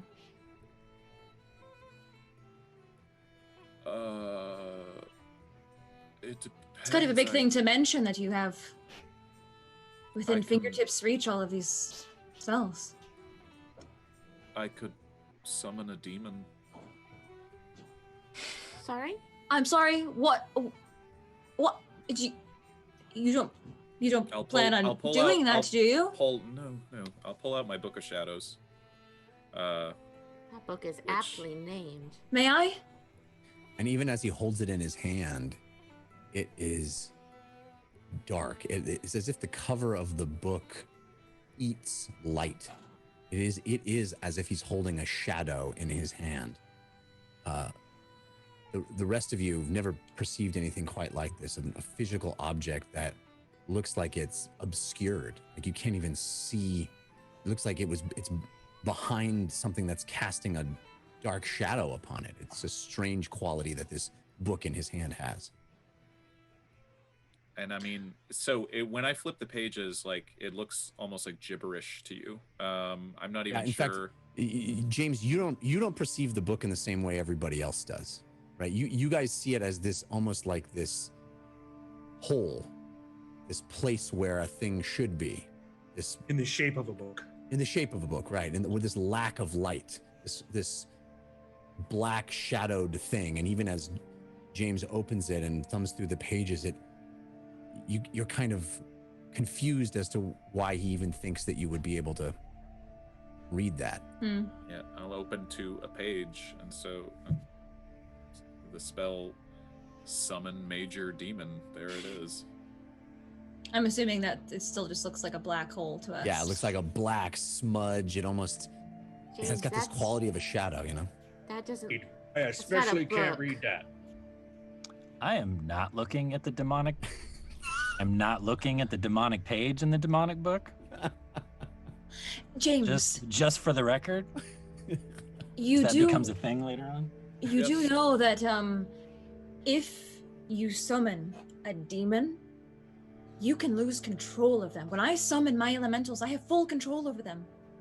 Mm-hmm. I command them, they disappear on my command, but if you summon a demon, That's one of the many reasons why I haven't done it. and why you won't do Ever. it, right? Yes. Can we just make I feel like this has to be said out loud just because of things that have happened, but can we say this, like, maybe let's not summon demons or This blood is why I magics stand by or the buddy necromancy or things. Can you rip the page out? system. Probably no, not. No, don't try. No. It might hurt him. Should I? Abandon your ways? Yes. Should I stop using magic entirely? Well, at this Well- point, I think. Hold on. At this point, I think we rely heavily on you. Mm-hmm. And if you were to stop, it would cause a lot of problems. Mm-hmm. But what would help, I hope everyone can agree with this, is to just find out what Sloppy Goats wants. Mm-hmm. Agreed. Agreed. And perhaps find a good substitute. The only other I put a hand on Ugo just to try to get him to calm down a little bit. I'm very calm right now. I'm not upset. I am not angry. I am worried, and I'm a little offended that you think that my worry is maybe not valid. No. So you it's- are upset. it's Well, no, valid. I'm upset at Civ because he's trying Oh, to. okay. Well, I don't know the word, but I think everybody's hungry. that's very true. For Yes. starters, yes. Anything else we James, should know about? just to be James? clear, if you summon a demon and lose control of it, I will help you kill it. Thank you. Yeah, we all will because the demon will start to kill us. Well, maybe it'll just kill him and leave, but maybe not. Is there anything else we should know about that book? Can we eat before we get into more of this, please? Sure, yes, yes, of I'm course. afraid one of those spells will make me lose my appetite, so yes. No, I mean, yes, there are terrible things in this book. You've seen me do some of them. I've been in the middle of some of them. Yes, you have. That's why I am concerned, just to identify. Hmm. I mean, you know, Look, yes, it is okay to know things about the dark. I just think you understand what I'm saying. Just as long as you're not raising the dead. No desire to do that anytime soon. Okay. I'd say Can you we get a guys- table for 5? Table for You 5. dropped off. Bobby. So the bubbly hostess is just like, yeah.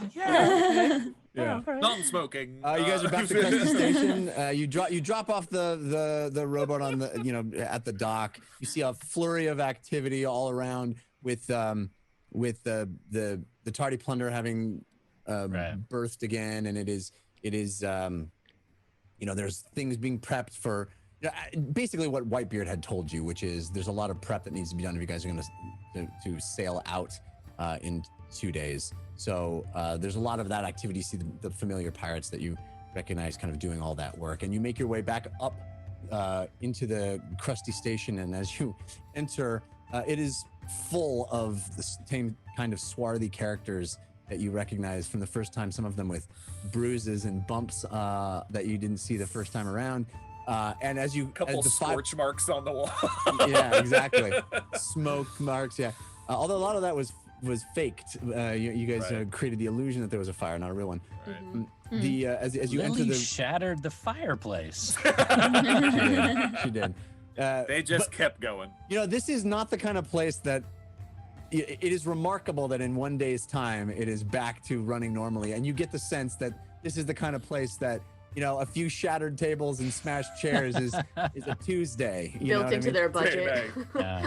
Tuesday happy It's in their hour. budget, yeah. But as you the five of you enter the room, there's certainly a record scratch type moment where a lot of the faces turn and recognize you, and there's a quiet that kind of falls over the place as you walk in, and you see Sharfer, the barkeep that you had yanked into the back and shaken down for information, look back with big wide eyes and put his head down and just started shaking it like this. And then you guys kind of walk in and find yourselves a table. We'll take the Whitebeard section down front. Don't mind. And as you walk toward a table, a couple of kind of dock workers that are sitting there look at you and see that you want the table and stand up and find another place to sit and give up the table for you. Very much, gentlemen. Thank you. Thank you. Well, it seems like they remember us here. Wow. We'll buy the next round. Well, I did spend the majority of the money. So I've got a couple gold. I figured Yeah. if we all pooled in, we could buy a nice meal. I Yeah, just wanted we'll to be make fine. sure you all knew. Actually, this would be a good time for gifts, if you'd like. Yes. What a lovely Okay. appetizer. All right. I'm going to reach We're into gonna my eat sack. them? No. Like an emotional appetizer. And I pull out a purple robe for James and hand it over to him. Aww, so Thank you. nice. That's a great color on you. Your Very robe nice. is always getting trashed, and, you know, your Eldritch Blasts are often purple. This would match. That's very appropriate. Thank you. It's cozy. I appreciate it. It's good, nice texture. Thank It's you. lined. Ah, Nice liner Ooh. inside. very warm. fancy. Thank you. And for Uggo, and I pull out a bundled package of random candles that are all kind of bound together, like 10 different Aw. candles. Too. Very. Now I can make a whole circle. Yes. And some of them are scented. Oh, wow. Very nice. Hopefully, orc sense. I don't know if they Got sell the hat, many of though, those. So, yeah. I still have some of the perfume. I can cover it up. Oh. Got it. And for Hema, I got kind of a smorgasbord of magical things. There's some incense and a bowl and some coal and some herbs and such. I just said, give me some magical things or things that mages would use, and he picked out some things and threw it into a sack. This is wonderful. I've actually been experimenting recently using components for my spells, so It's Thank great you. to use all those things instead of blood from your body. I was just about to ask if he brought you a couple vials of it. of blood? Yeah. Again, I think I have to use my own. I didn't Right. think to get blood, so. No, that's good. No, it's all Probably. right. Yeah. And for Lily, And last but not least, and I pull out a small hand crossbow with 20 bolts. Oh my gosh. I Yes. don't know how to use this. Excellent. Oh, well, I can teach you. I'll just shoot it. And a bolt goes flying over the heads of several of the patrons. It goes thong into the wall. Easy with that. And you see the barkeep Sharfer from the back go up and go, oh no, not again. Not again. Wow. I'll give you a few lessons later.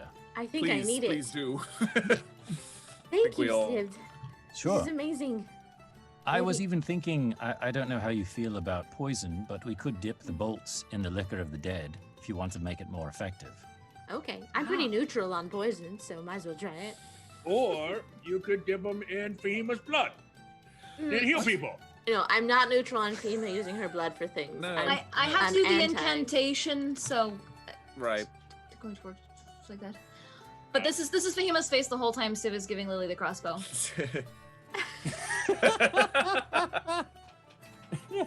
You do notice that my tail kind of flicks back and forth a little bit when I hand over the crossbow that I'm not aware of. I'm very excited to learn how to use this. And hopefully, I mean, it would have been nice to have this in the fight just recently because Fahima, I was trying to protect you, but I couldn't. You did an excellent job of protecting me. Still standing, aren't I? Yes. It's true. And the nice thing about this is if it's loaded, it's rather easy. It's just point and shoot. I just did it. Yes. Yeah. Yes. Everyone in here looks terrified, so I feel like it worked. You see the halfling with brown curly hair walk up that you remember interrogating, and he walks up with a tray and he sets down 3 bowls of soup and he goes, some chowder on the house. Oh. Just please, no more trouble, please. Look what I just got. I saw. Please, just be nice today. We just cleaned up and everything's calm. It's very kind of you. Thank you. Regards to Whitebeard. Yes. Absolutely. He saunters away. Before you go, do you mind bringing over a couple, just 2 of the crabs? Oh, And- sure. 2 of And- the crustacean hammers that come with it. Yes, course. extra mallets so that we can all use them. We all want Yeah. to share. Mhm. Yes, And we he- all want to share. And some of those cheesy garlic bread. Yes, yeah, that's cheddar biscuits. cheddar not too bay much, biscuits. Not too much later, he returns with big, beautiful lobster and just with butter on top, and they Oh, smell excellent. great. They're warm, and there's 3 or 4 little hammers on the side, and then there's a little sack with like 5 more in this sack of Oh. hammers. Thank Like- you. Ugo takes the sack of 5 hammers. Excellent. I like how we're shaking them down for small hammers. Utensils. Yeah. Yeah. Save That it we was so could nice of probably you. buy for like nothing. You probably We'll just probably- ask for them. They were at Orabins, and you just didn't see that bin. It's Yeah. like when you like take Oh. extra mints at the end of the dinner, and you're like, Oh, before I forget, I did tell Orabin, he's the one that I bought all of these fine things from, that, and he gave me a bit of a discount, that if I can talk Whitebeard into resupplying some of his things for his crew, that I would take him there. So I might have to take Whitebeard over there in the morning if he'll go, or perhaps just buy things on his behalf. Okay, "That's a good It, idea." it was just to get a discount. I don't have to That- do it. nicely done. Thank you. But we so- should, right? Because we said we would. if we can. Yes. Yes. Did you get a gift for yourself? Actually, I was going to talk to you about that later on tonight. Oh. Oh. Okay. Should we talk about the next step of our journey with Mr. Whitebeard? Do you think he's gonna come here? No, probably not. Maybe. I don't know. I mean, It's not. Maybe for at the end of the night or whatever. But the Are crew we still came here feeling- last time? yes. How are we feeling about bringing little Chomel to Bingle with his parents? Conflicted. Yes. I was thinking about it, and I thought perhaps if we could get Chomel and Choron and Baojai to the island without Whitebeard or any of his crew going to the island, that would at least ensure that the only issue would be if Choron or Baojai or Chomel decide to, I don't know, get some sort of revenge on Bingle, although why they would right now is beyond me. Mm. I just thought showing Whitebeard Bingle, because it's such a soft target, was dangerous, but he seems to already know about it. Yeah, I would assumed he'd know. I mean, the word of Bingle's pretty far and wide.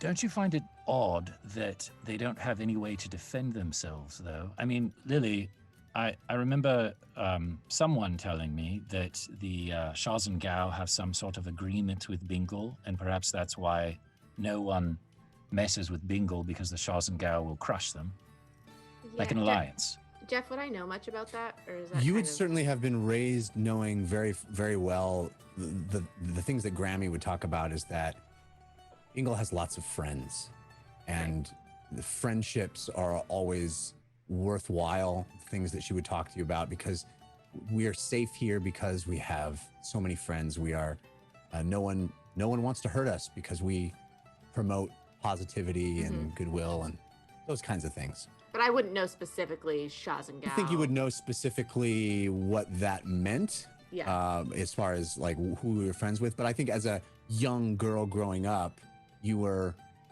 took a lot of solace in that fact that no one wants to hurt this place. We're just friends with everyone, I think is the interpretation. Yeah. Right? Would any of the rest of us know, that maybe the two learned people know if I there's don't like think treaties?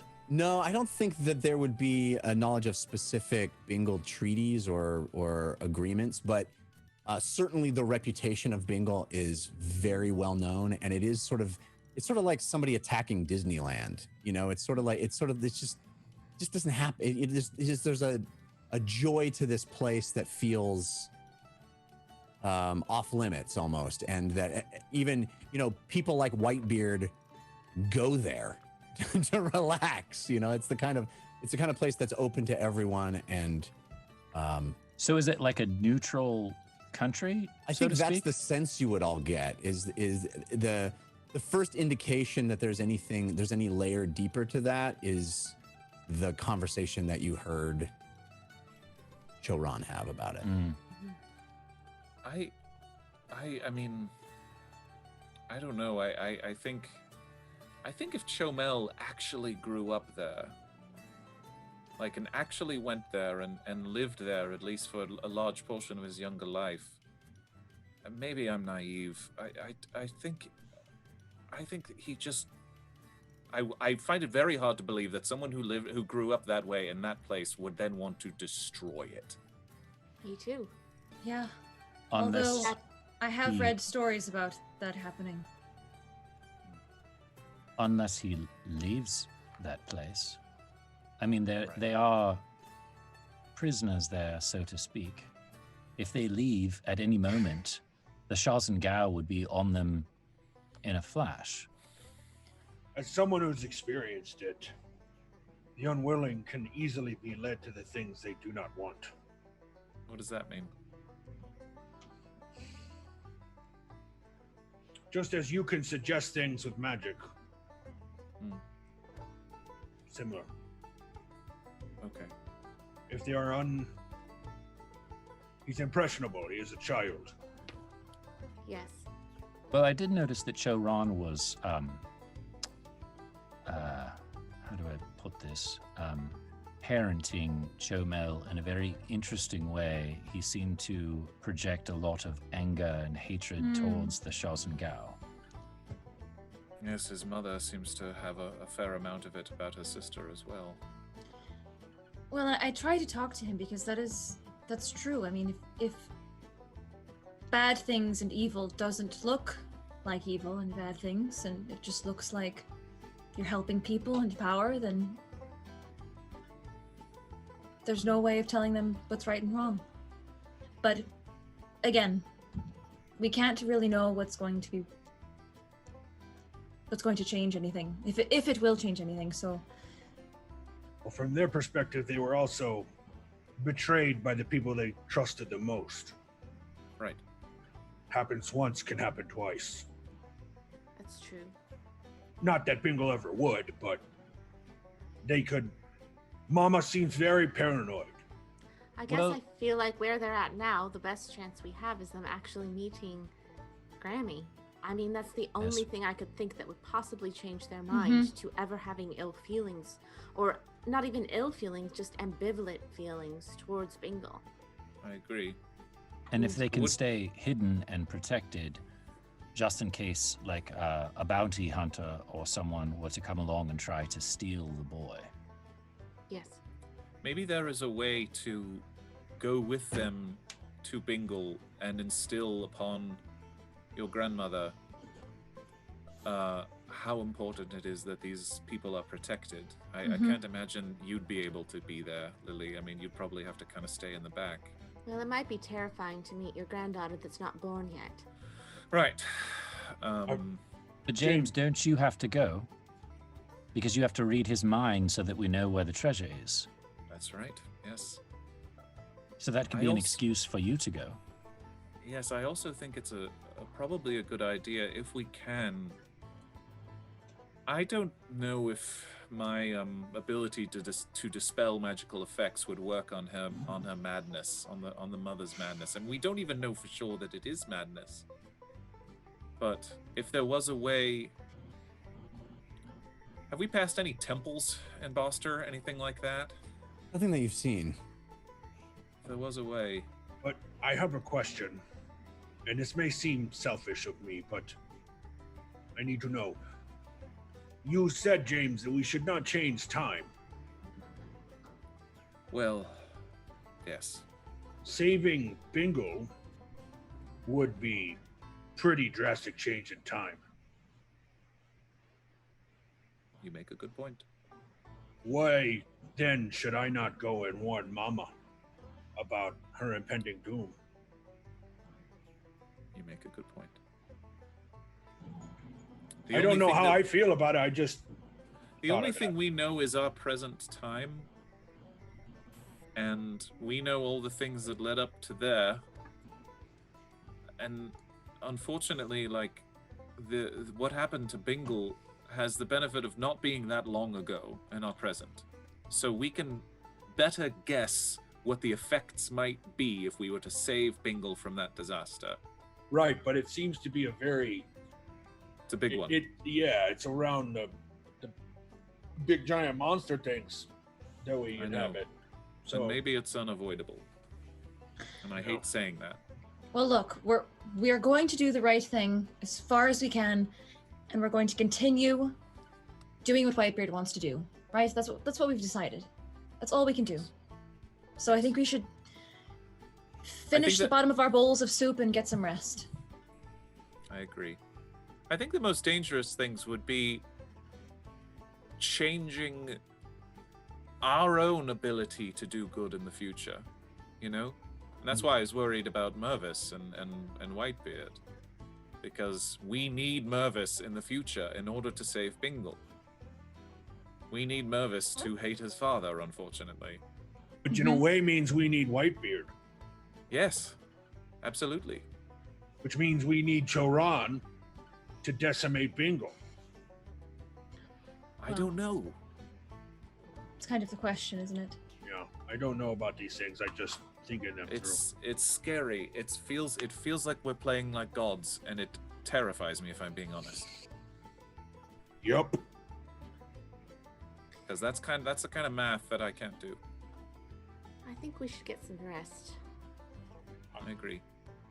Should we stay here? Does the Krusty Station have rooms? No, you'd have to go back to the Isle Inn, which is not We far. go back to the boat. Should we just sleep on the boat? Keep her. I kind of have bad memories of that inn. Yeah, me too. There are other inns. I'm fine just going back to the boat. It just Boat depends is on if fine. you want to be around Whitebeard and the crew or not. They're not all Whatever. bad guys.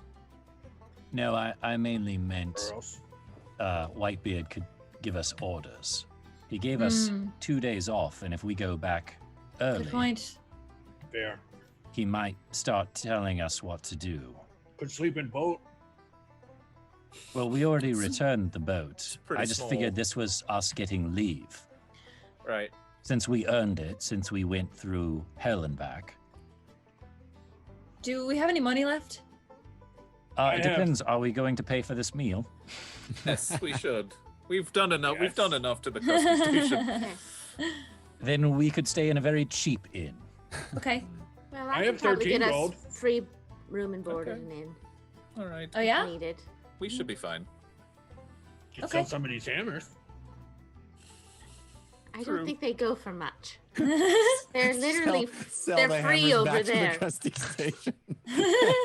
At a The very heck? minor markup. I carved them. They say I'll go on. All of them say Uggo the Brave on them.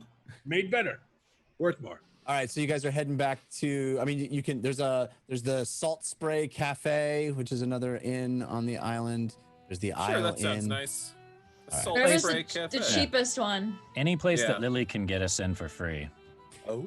Yeah, I mean, she has Hotel that 6. feature, so she's. I mean, you guys can go back to Strictly the island, whatever it is. Red Roof Inn. Red Roof Inn territory.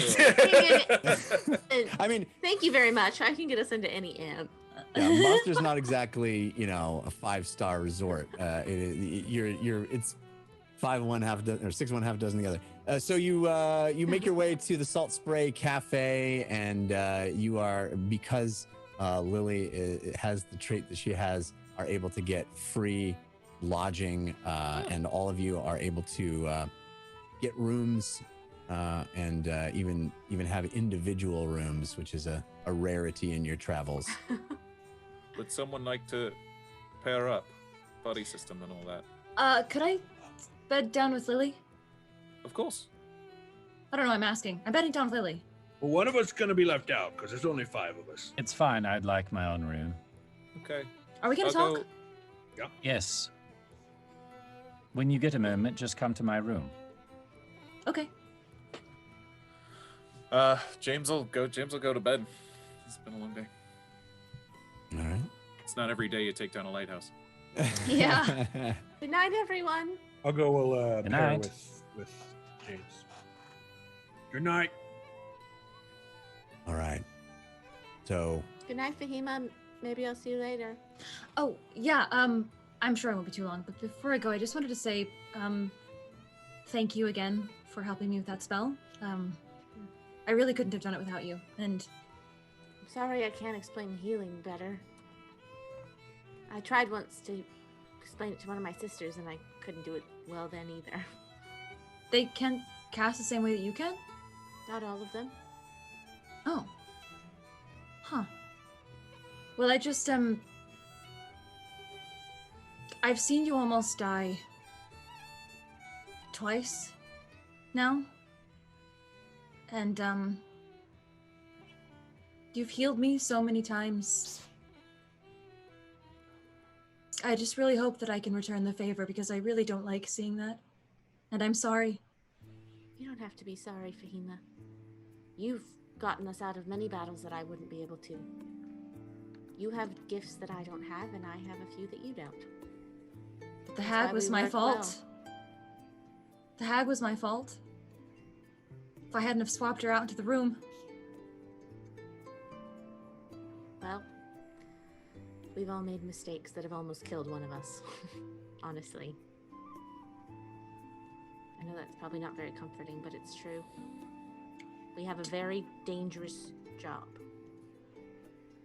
Yeah, well, don't tell anyone else that I said this, but, it hurts a bit more to see you. You're the heart, and you're so kind, always, and you always know what to do and what to say. Not always, but I'm happy to hear you say that. I'm sorry it hurts more when it's me. I don't mean that to happen. No, I didn't. I never want to see it again. And I'm gonna do my best to ensure that I don't put you in harm's way. Well, I'm going to do my best to ensure that you don't hopefully have to take blood out of your own body to heal me. All right, deal. Okay. Now go have your secret meeting with Sib. Sounds Okay. exciting. I really hope it's a secret about you. I'm sure it will be. Well, come back to the room and tell me then. Maybe. Because that's not how secrets work.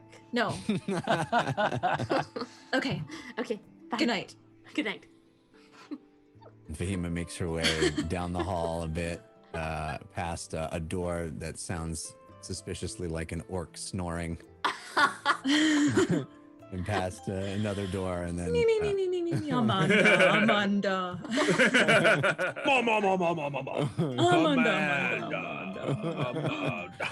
all right, and you rap softly on.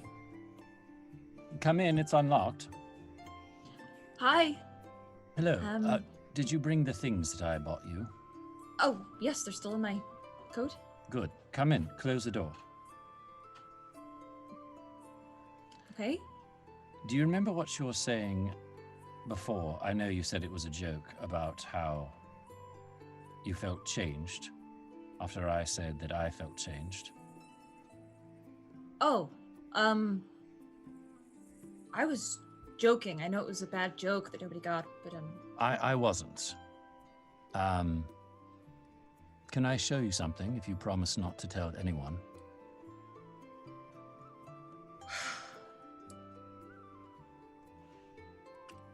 I might tell Meep.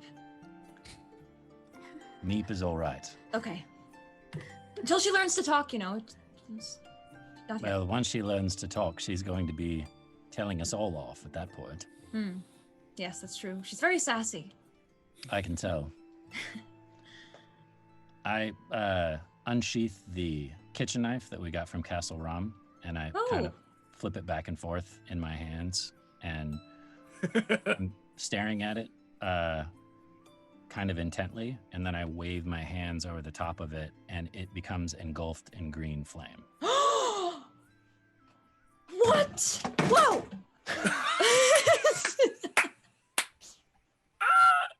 What? I just knocked all my stuff off the table. Don't worry about that vase. It wasn't worth anything. I can just mend it in a bit. What is that? And then it. Can you do magic now? It wicks out. I don't know. I was focusing on the blade, and it happened, and none of you saw, so I kept it a secret. I can also do this, and I take out another dagger, and I kind of clack them together, and it starts reverberating. Whoa! Have you? Yes. Have you tried throwing it? Oh, wait! I take out the twigs, and I can you do the flame thing again? Yes. I can do it as many times as I want. I hold up the sticks to the flame. And I wave my hand over the blade and then hold the blade to the sticks. You see the sticks being damaged, broken. Whoa.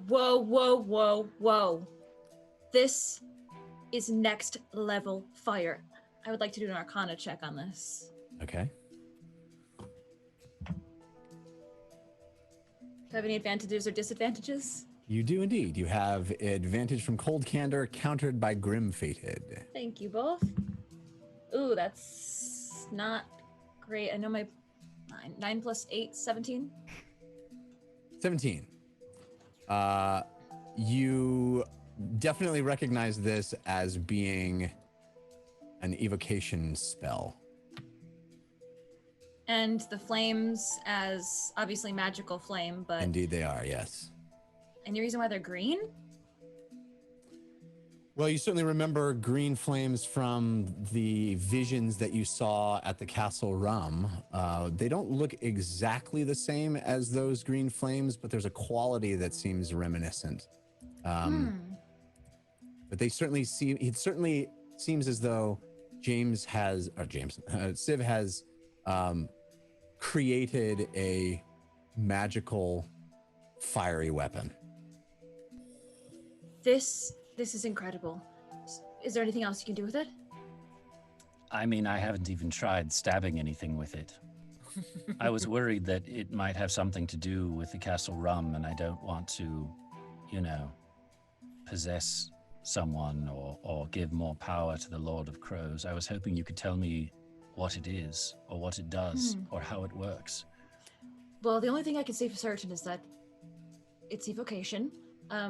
I don't even know what that word means. Sure. It just means that you're evoking the elemental energy. It's different from conjuring. It's actually convoluted, and I don't quite understand the difference sometimes. But Fahima, you also are able to tell with your extensive knowledge of magic and your study of the arcane arts that what Civ is doing is a cantrip. It also is something that you can do at will, as many times as you want. That's incredibly useful. Yes, when all of you are talking and not paying attention to me, I've been messing around with it. What? We've been that engrossed in our own conversations that I haven't noticed a green flaming dagger? Knife? Well, Now I feel bad. I'm not always standing right next to you when I do it. Well, why did you want to tell me about it? Just so I could... Well, I want you to teach me more. I want to learn more. More magic? Yes, more and that's why evocation. I bought you those things. I thought perhaps you could teach me a spell. Civ, I would love to. What do you want to learn? Well, this is going to sound strange, but I've always been quite jealous of your relationship with Meep. Oh. Okay. And I thought perhaps we could do the same thing with, and I pull out Mr. Whispers. If we could turn him into a Meep, so to Right. speak. Well, the spells that I know conjure a familiar, so to speak, out of magic. So they're not real. But Meep is, of course, a different case. So I will definitely do some research and try to figure out how we can make this happen for you. Oh, you mean we can't just do it now? Oh, well, like I said, the spell that I know wouldn't. And as you're Let you- as you're searching, you see Civ holding his hand out with this little mouse looking at you with big eyes. The spell that I know wouldn't let you talk to Mr. Whispers specifically. It would sort of conjure something else. But that's not what you want. Well, we found, I'm Whispers. confused. We found Meep in the tower. I thought you just, waved your hands and said some words and turned her into, Oh no, thing. no. Meep chose me. She Oh. seemed to take a liking of me, and all of this communication that we have in our minds and her protection over me, that's all her. And of Oh. course it helps that I have opened up my mind to the channels of that communication, but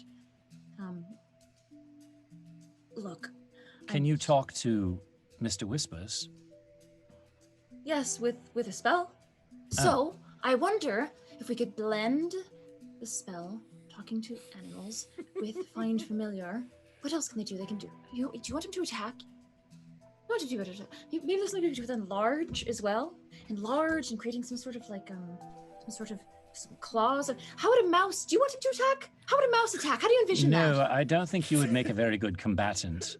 I just thought, the way you have your connection with Meep so that you can understand one another. So you mainly just I want the often friend. talk to Mr. Whispers, and I think he understands me, but he doesn't say anything back other than squeak.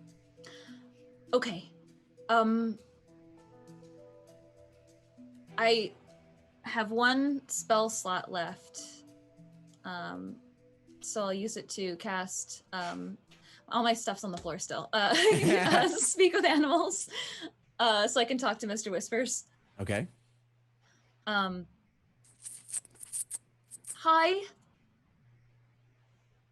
Can you understand me? Actually, can they understand us when we cast that? Yeah. They can, right? Of course. Speaking with animals. It's two ways, duh. Yeah. Can you understand me? Yes. Oh! How did it take us this long to talk to Mr. Whispers? Come on. Oh my god. 54 episodes. Very white mouse. I love it. I absolutely love it. Oh my god. Oh yeah.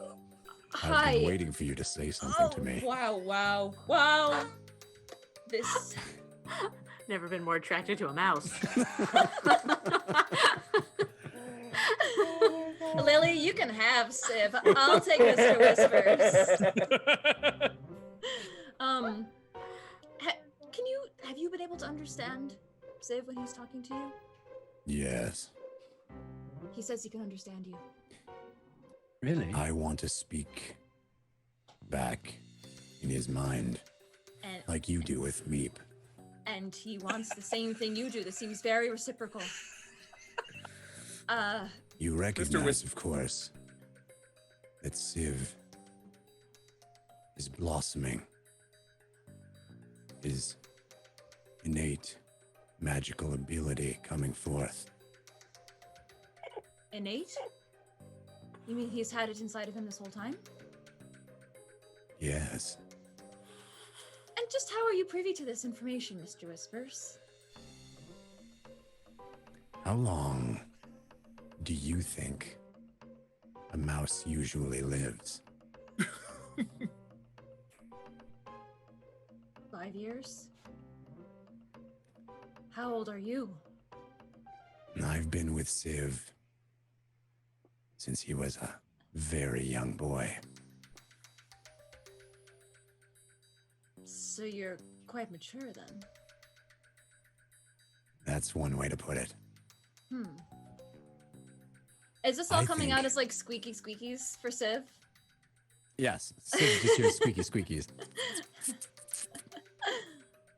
I wish we could be doing this in a secret room. It'd be my. Oh It my would be god. so good. Oh my It would be god. so good. Oh god. But then if you did it in the secret room, we all couldn't enjoy it. Exactly. That's Sure. why I want to do it. Because I love when you guys But can't I enjoy enjoy this. You love when we can't enjoy things. stuff. You know that he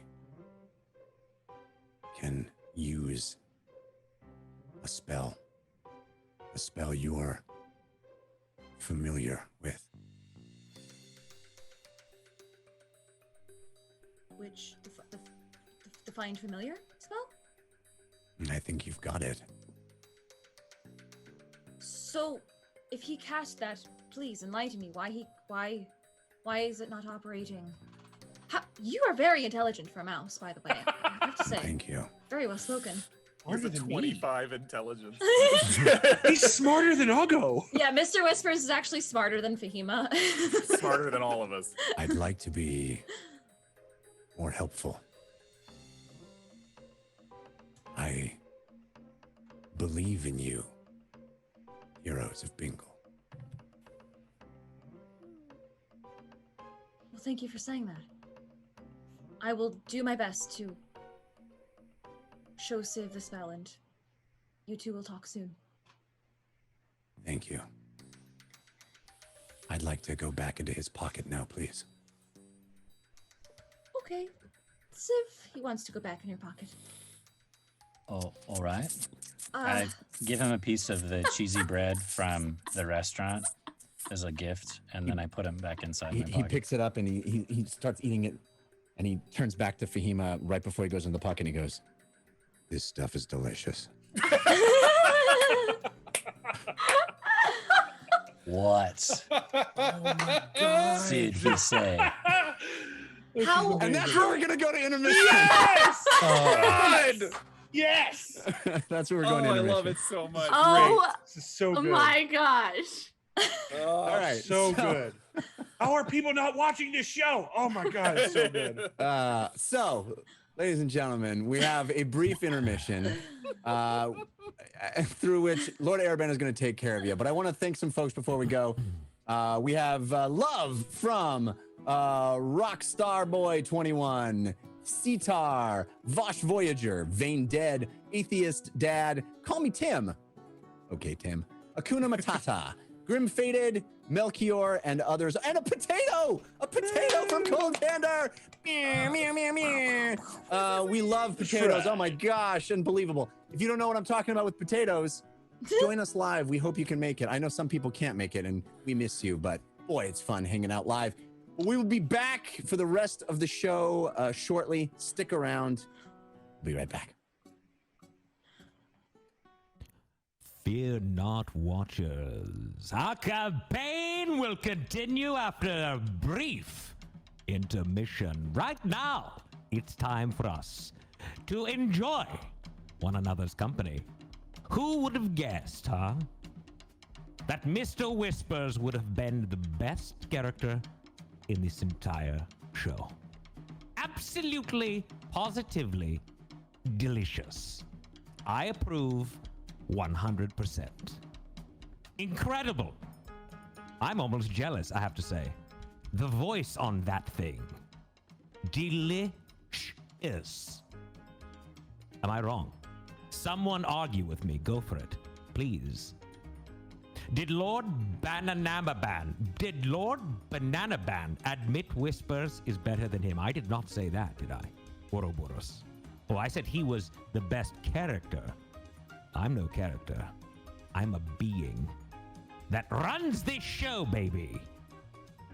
Now, Dresden Dark dropping potatoes on us like it's no tomorrow. Like there's no tomorrow. Wow. Amazing. Thank you for that. Jeff's Mr. Whispers perfection. Agreed, agreed, agreed. Thank you, thank you, thank you. Now, before I continue, I must say, if you're not watching this live, just as Jeff was saying prior to ending the first half, I highly recommend watching live. Wednesday nights on Caffeine at 6 p.m. Pacific Standard Time. you can live chat with me and our wonderful community, the watchers of the time stream. Okay? So get on it. If you haven't watched live, get to watching live. That's what it's all about. That's what makes the show fun. It doesn't mean you can't watch it, of course, later on YouTube or wherever that we're showing it, but it's just a little bit better when it's live. All right? Deathwind 25, Lord Ereban, have you ever had one of the mushrooms that causes hallucinations? I have, numerous times. They don't do quite what you think they would do to me. It takes quite a load, sometimes a few pounds, in order to get to that level. But yes, eventually the mind does go somewhere else. It's fun. But it can be a little dangerous. Vain Dead says, Lord A, I'm still mortally challenged, as you always will be. All right? Listen, we're all living beings. We've got to end sometime. I'm actually attracted to a mouse, says Cosmic Lord 09. Who would have guessed? I am too. Grave Witch, Lord A, what class would you take? You mean what class? As in, what type of a character would I be in Dungeons and Dragons? If I were to play a game? Well, I would be me. In Illithid. Simple. And then you would say, but wait, you can't play one of those. And I would say, I can do whatever I want. All right? And you would say, that's correct, sir. Otherwise, I'd eat your brains. Snaggletooth, saying aerobics instructor? Good one. I got to let that swirl around in my brains for a bit to see if I can catch on.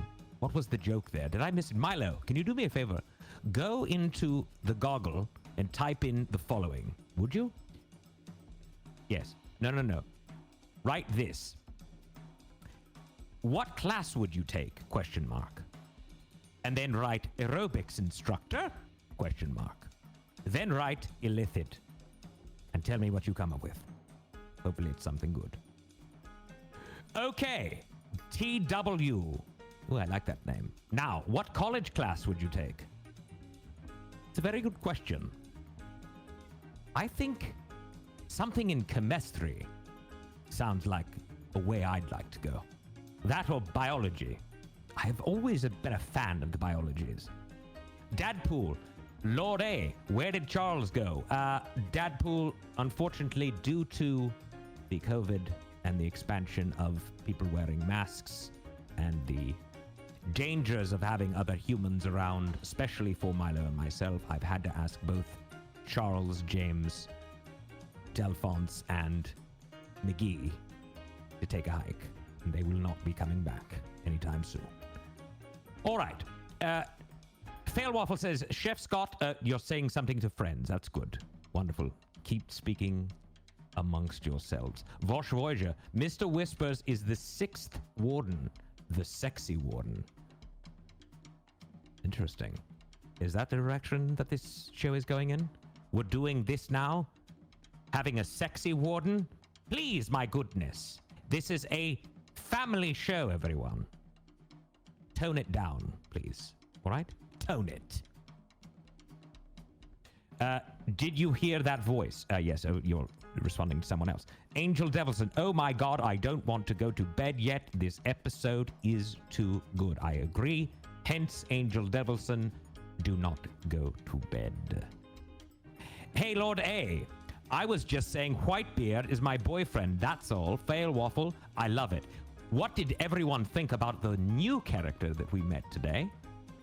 The halfling, I don't remember his name. I wasn't paying attention to that part. But I will tell you, a mini Whitebeard, if I've ever heard of one, or heard one, and I loved it. Probably my favorite so far, except for many of the other ones that I've seen in the past, or heard of in the past. I don't think he gave his name, Lord A. Well, I think he did. But I think, Vosh Voyager, you and I don't remember. Or perhaps he didn't, in which case, don't worry. We're in good shape. We're not going senile. Scented Meat says, Warden of Whoopee. Scented Meat's way to come in on that one a little late. I still think it's funny. Milo's laughing. Yes, he thinks it's hilarious. No, Milo, that's not. No. All right. Unfortunately, when Milo laughs, he often relieves himself at the same time, so that happened. Okay. Lord A, when will we get to see Milo? Says Melchior. Oh, never. No, because that would be precisely what he would want and precisely what would ruin this show. So no, never. That's right. Well, he's going to sleep now anyways, aren't you? That's right, you can go to bed. I'll pick it up. Just leave it there. Don't touch it. Not with your hands, at least. Ugh. Lord A, the halfling is yesterday's news. Mr. Whispers is what's hot now! Subotai the Smithy. Am I saying that right? Subotai? Someone tell me I'm spelling that right or saying it right, or someone give me a phonetic pronunciation. My minion, who was just walking towards his bedroom to go to sleep, has now keeled over and died. Thank you very much for doing that. Subitai. Great work. Now someone's going to have to clean that up. The mess, first of all, the one that he left on the floor initially, and then now him lying on the ground. Hopefully not in any worse condition, please. All right. Hold on, everyone. Relax. Subotai, thank you for saying that I had perfect pronunciation. I appreciate that. It is one of the most important things in my life is pronunciations. All right. Is summoning Milo a cantrip? Yes, Willmeister. Congratulations, you got that right. No, it's not, and I don't summon him. I just bring him back to life. He's never been summoned. I found him in a swap meet. Paid 16 pence for him. I know what you're thinking. What is pence? Don't worry. People in the UK understand. All right. Before we continue on, I do have some things I'd like to go over with you because I think they're very important. Lord A, wait, hold on. Shaberry's saying, Lord A, what happened to your other minions from episode 1? We forgot about them, Shaberry. Okay? They're in the past. They're history. Dude the man, what are you doing? Why would you do that? I was just about to tell you all about props, and now I've got an exploded minion over to my left. Absolutely. All right. Now you're trying to be funny. That's disgusting. Now he's everywhere. Individual pieces, and I mean millions of them, everywhere. I would love to have a Roomba, but I don't have... Dude the man. What you've just done is ruined my evening. Congratulations. I wish I could end this evening quickly and get on to the next day. Because of you. No, just 3. Actually, 4. Actually, yes, 4 times. Wait a second. 5, 6. Because of Reza earlier. Anywho, let's continue on. We'll get back to that. I want to tell you all about Dungeon Run props because they're very important. These are the props that you can use to impact the show. Number 1, you can grant the gift, of advantage. That's the ability to roll a pair of 20-sided dice at one time, taking the highest value. You can give that to anyone in the party, or you can give it to Jeff, i.e. the DM. Those are the only people you can give it to. Don't give it to me, because it won't do anything for me, and certainly don't give it to Milo. Goodness gracious. Next, the option of giving disadvantage, which Cosmic Lord has given us and shown right here for James. Thank you.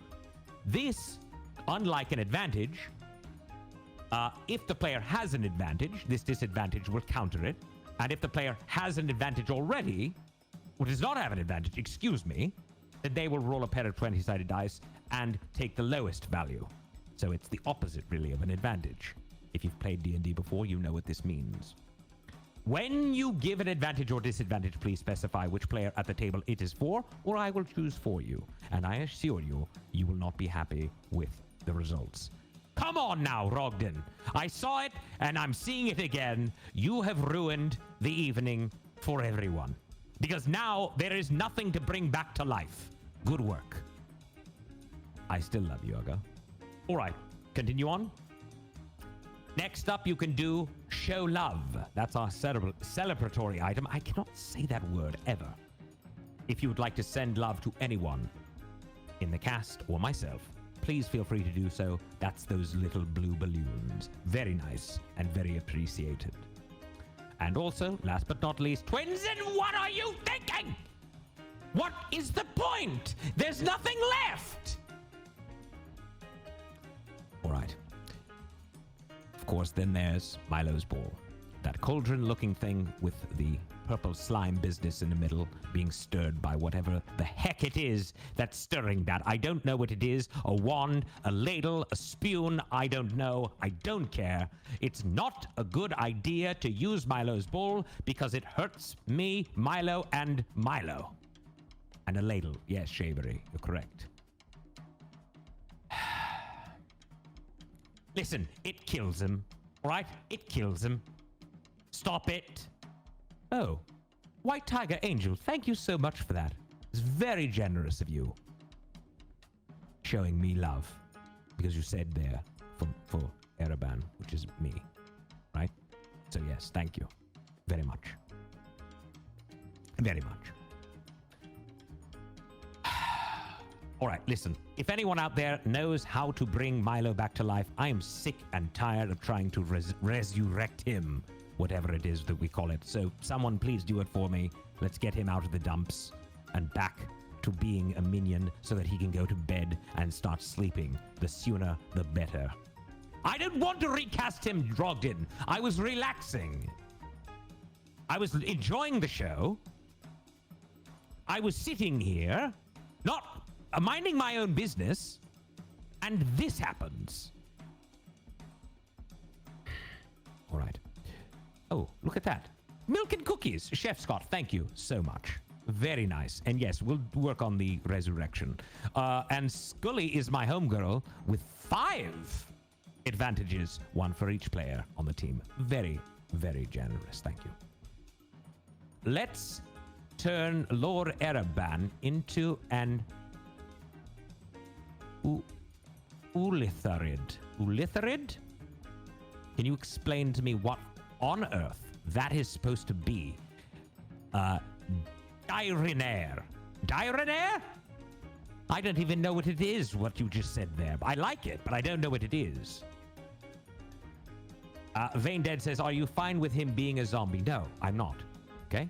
Greedo888 says, just destroy Milo's ball. Yes, welcome to my life. Trust me, I've been trying to do it for years. Hornist34 says, Lord Ereban, brains with chili or salsa? Neither.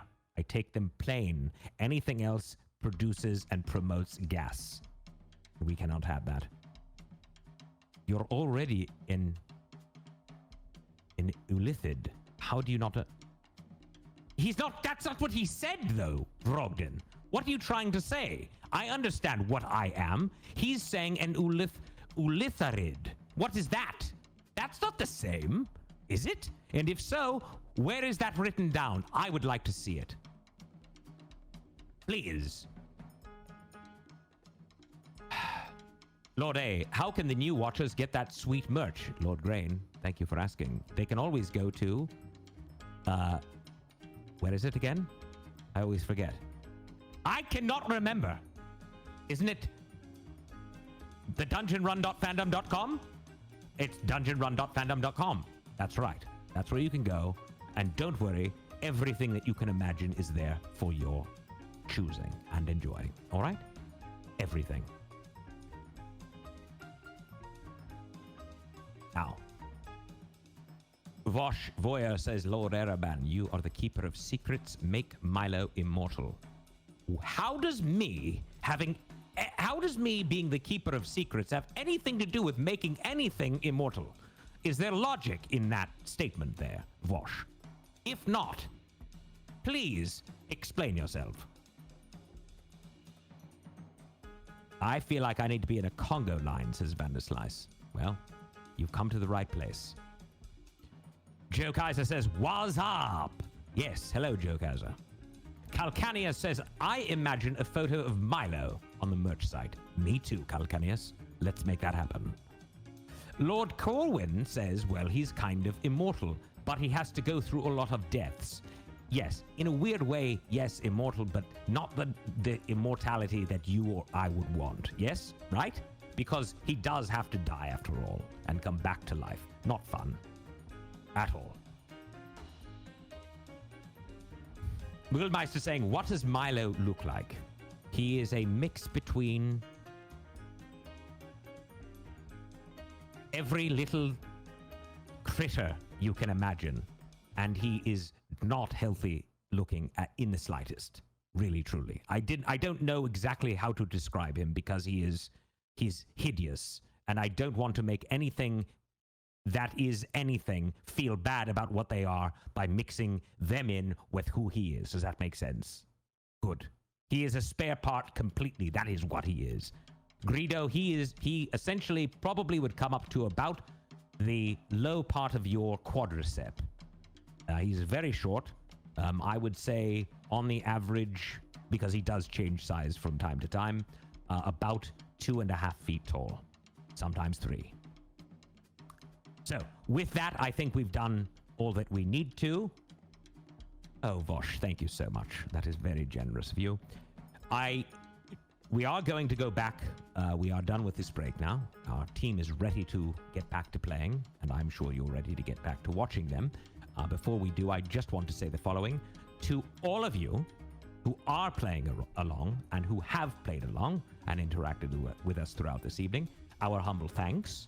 And thank you to everyone. I cannot even speak tonight. It's really annoying. And thank you to everyone that shared our adventure.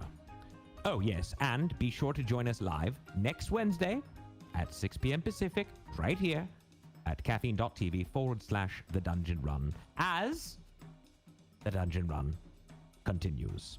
All right?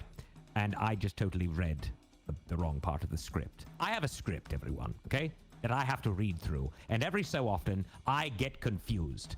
Don't go anywhere because the show is not over. I just read the script for the exit. This is how out of my mind I am right now. Let's go back to the first part here, all right? Thank you all for being here. Remember, I'll be joining you in your social conversation around the game. Now it's time to rejoin our adventure. Done and done. Simple, easy, and quick. We're back.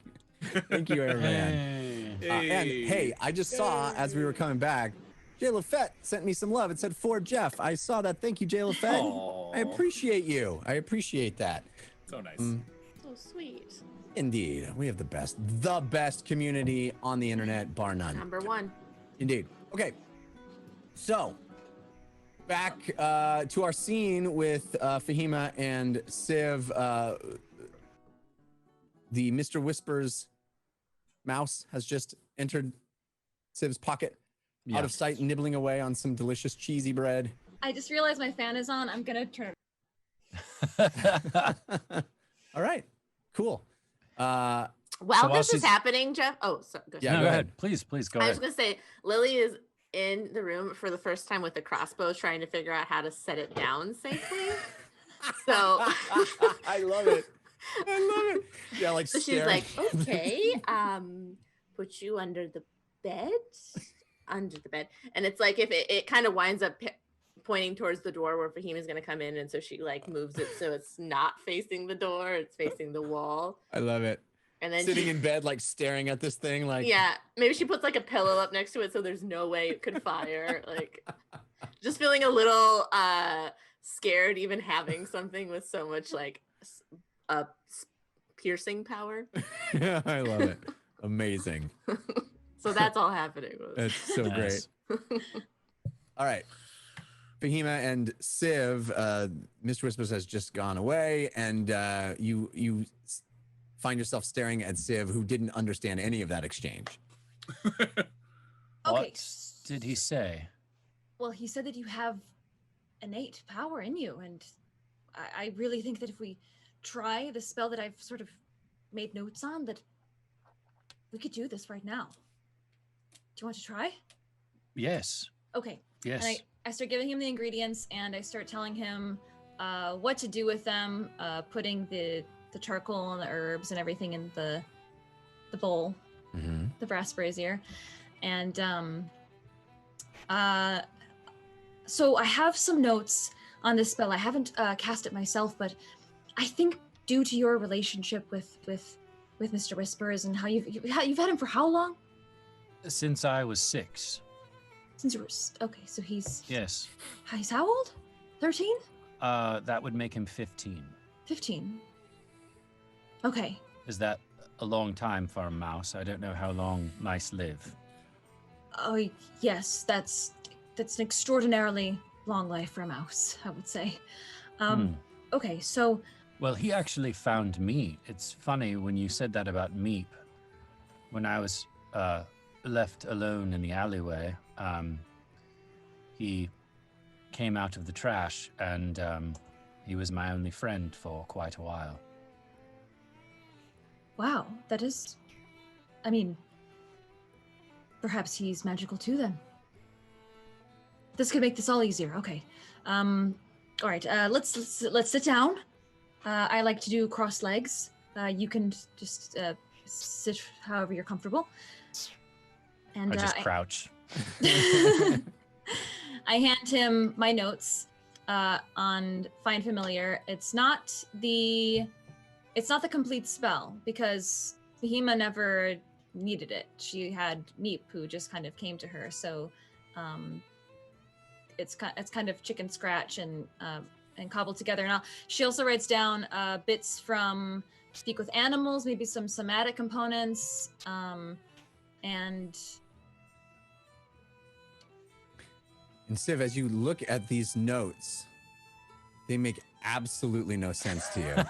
You have no idea what any of this means. And yet, you know, come to think of it, there's something that sort of is a little familiar to you about some of the movements that are described. That does seem like there's something that stirs in you. And maybe you wouldn't have even put this together if you had any less experience in the world than you have now. But as you're in this moment, having seen what you've seen, been through what you've been through, tackled the challenges you've tackled, it does seem like there's a certain logic to what's written here, even as most of it is just utter nonsense. There's just some kind of, and as you inhale the aroma of the materials burning in that brass brazier, something inside you shifts slightly.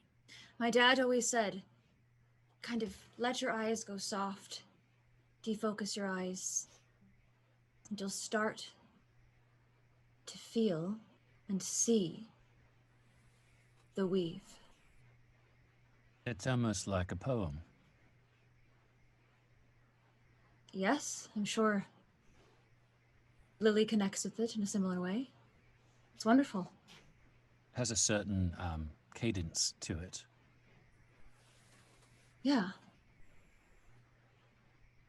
And you feel as you breathe in this intense aroma of the incense and the charcoal burning in that brazier, you feel the warmth, the little pressure of Mr. Whisper in your pocket. You feel a connection that you've never felt before, a deeper connection. And you have a sensation of being able to touch Mr. Whisper's spirit deeper than just holding him in your hand or asking him to do things or speaking to him. You're able to sort of feel this deeper connection to his spirit.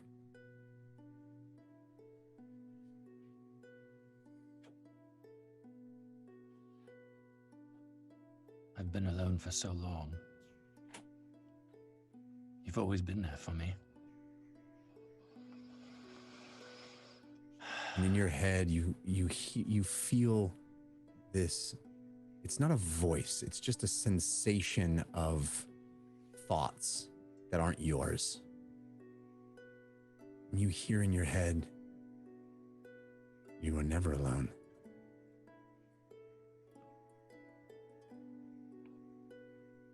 I'm gonna pull him out and put him in the middle of the circle.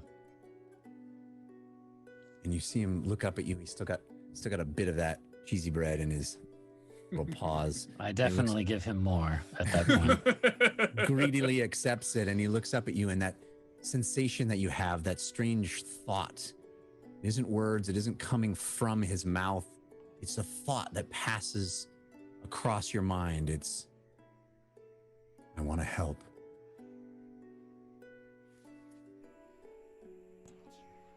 Can you understand him? I think so. I think I can at least understand what he wants, which is more than I've ever been able to do before. He says he wants to help. He believes in you. He believes you've always had it in you. I reach out and grab Fahima's hand. I don't know if I can do this without you. You can. And I'll start to do the somatic movements of the spell. I'll just mimic her as if it's a dance, and I'm like the mirror of whatever she's doing. Yeah. It starts clumsy at first, but Fahima keeps repeating the movement, and you start getting it as you're moving in the rhythm of how her fingers are moving. And it seems almost simple at first, but you see there's a detail, a delicacy to it. And as you get into a flow, as the two of you sync up, and you become true mirror images to each other, you see Mr. Whispers in the center of that circle start to glow. It's working. Yes, what do I do next? Try to do the incantation. The words on the page. Yes, and it's all right if it's not perfect. You can just keep doing it over and over again until you feel that it makes sense. All right, I'll pick up the piece of paper and try to read it aloud as best as I possibly can while still doing the gestures. At first, feels like heavy in your mouth, like marbles. You try again and again. And the third time, there's a power in your voice that connects through the flow of the gestures to the smell of the components burning, all of it connected as one flowing cycle. At this touching point, an energy that you've never touched before. Meep also at this point kind of peeps out curiously because this is, I imagine, affecting her as well. Energetically. Yeah.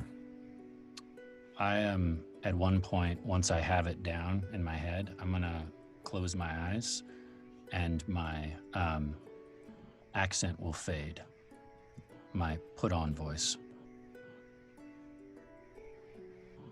Umliavlim prezagladate reshintiosai. Umliavlim prezagladate reshintiosai. Umliavlim prezagladate reshintiosai. And I continue chanting like that. You see Mr. Whisper in a thin beam of blue light emerges from the little mouse's temple and connects to yours. And there's a beam of light that Fahima can see, that you can see, and then you can't see, but you know it's still there. A connection, invisible, constant, pure. And you feel this sensation that you are able to choose.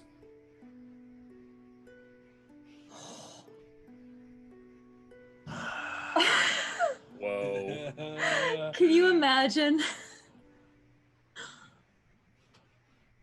Does he say at all what he wishes to be? No, he's just staring at you.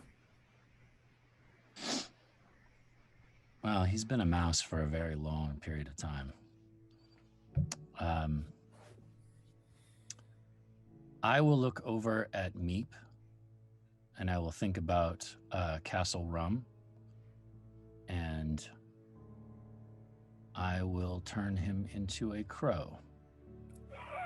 And you see this mouse eating cheese looking at you start to change. Its face and snout extend and harden. Its eyes fall and expand and darken. Feathers pop from its forehead and pull back into plumage. His arms, the cheese drops, and his arms extend out and back. And wings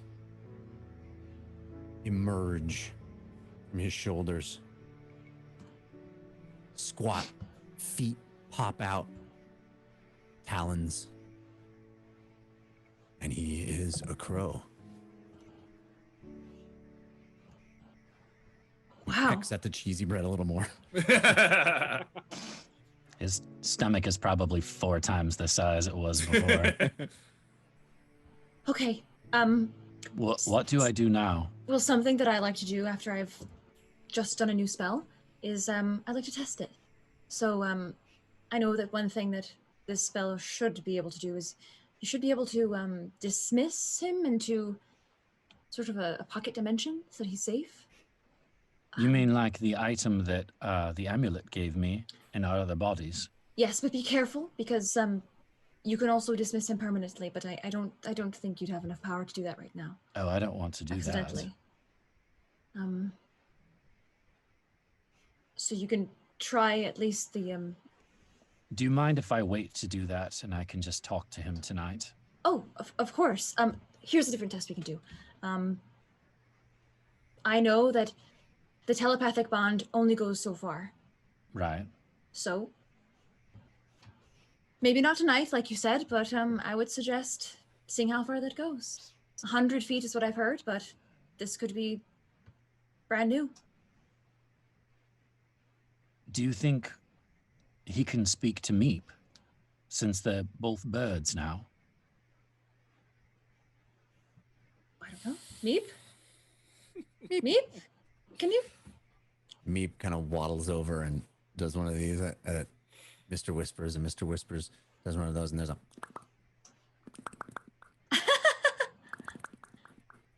Meep, meep.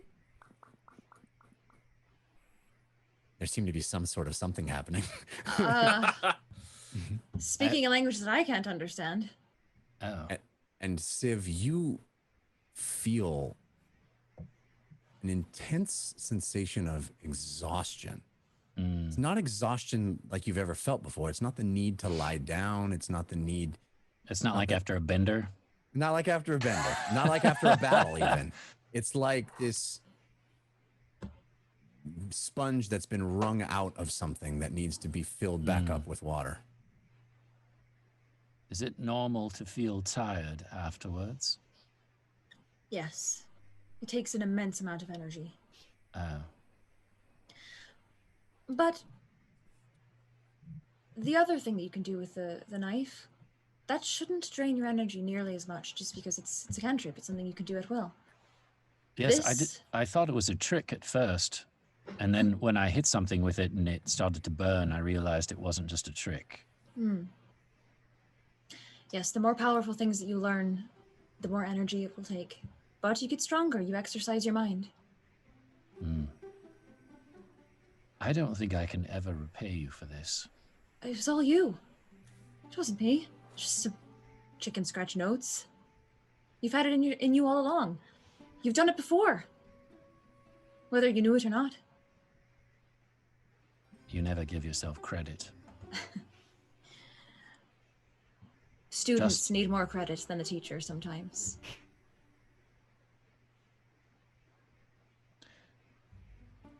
She tastes like honeysuckle, by the way. Lily? Thank you. I love that.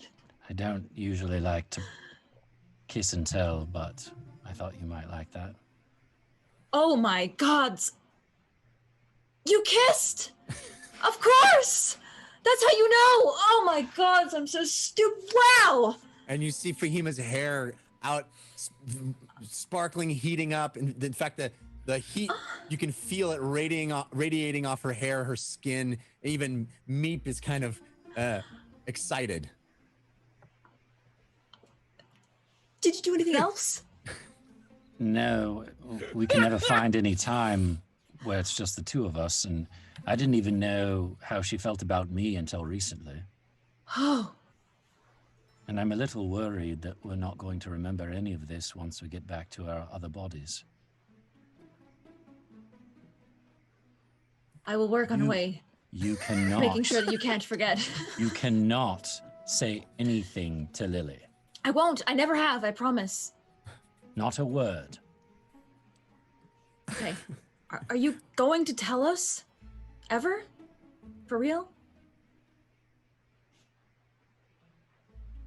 Perhaps. I understand that the stranger's vet is a bit dramatic, though, so...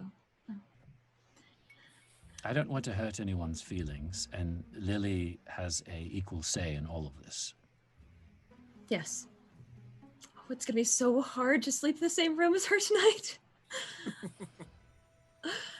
Okay. You can tell her about Mr. Whispers, since he's going to be a crow tomorrow anyways. Is that going to be his name? Mr. Whispers? Unless he wants me to call him something else. Speaking of, did you hear his voice? No, I just heard what he was thinking. He didn't say anything to me. Can he talk? The voice that I heard when I spoke to him was very mature. For a mouse? For anyone. But very soothing. And, it's too bad you can't hear it. Actually, maybe it's not. Perhaps you could understand him because you cast your spell, the one Different that spell. Yes. Oh, I can gods. hear his thoughts, but it doesn't necessarily have a voice to it. And I have to- turn and I look back at Mr. Whispers, who's probably still talking back and forth with Meep. Meep, meep. No, he's just clicking and clacking. I don't quite understand what he's saying. But I'll try. I'll try to speak to him tonight. Okay. This makes me think I do not want to cast the Speak with Animals spell on Meep. I'm a little bit afraid to find out what she sounds like. All right, and Fahima... It's the same voice. Every familiar has the same voice. They all sound like Barry White. Now you know why every wizard has a familiar. Yep. Civ, you should Yes. keep these. What? The magical components you gave me. Because Oh, no, they're yours. They're a gift. the gift for me was helping you do this. It really was, and you might need them. All right, well, we can share them in case one of us needs it and the other one doesn't. Okay. I don't know how I'm going to be able to sleep tonight, but I'll go back to my room. I give you a very big hug before you leave. Good night. Thank you. Thank As you. she slips out of the room and back down the hall past I the whisper snoring down the orc. hall, tell Lily I said goodnight too. Okay. I'll Slip sneak back into in. the Yeah. room. Yeah, and I'll say, Lily. As soon as Fahima enters the room, I shoot up and I go, very careful! Whoa! Be very careful! There is a crossbow under the bed and I don't know how to unarm it. It's under the bed? Yes! Well, I don't know how to I unarm never it. had to put a weapon down. I've literally never held a weapon like that before. Me either. Listen, I just want you to walk lightly because I don't know if it's gonna set it off. Okay. Fahima, you see the edge of the bed has 4 pillows stuffed in the side. Underneath, you know. Oh my god. Sorry, I didn't mean to scare you. I couldn't live with myself if it shot you. Yo, yeah, we just had the conversation about not hurting each other on accident. Yeah. So, just I've one been trying thing. to. Oh, what? Oh, go ahead. No, you go. I You was go. trying to fall asleep, but I felt like I had to stay awake so I could Make sure you didn't die, Oh, yes. or at least get yourself shot in the foot. Yeah. So, just one thing I want to share with you. Civ. Mm-hmm. He says goodnight. Oh, That's all. that's it? Just goodnight. Why is your hair so much on fire? Oh, I was It's really on fire, Fahima. I don't know. I'm just tired. Just tired. Oh. Mm-hmm. Nothing at all that I'm thinking about right now. Yeah. So good night. I love you. Oh, I love you too. We'll get Civ in here first thing in the morning to unarm that crossbow. Yeah, I don't know how to do that. Yeah. And the two of you lay down on bare beds with no pillows. just laying on uncomfortably on no pillows. As the pillows are on the floor, stuffed under the bed. All right, That's really and to do tonight, or can we fast forward to the morning? All right. Yep. Yeah. Lovely.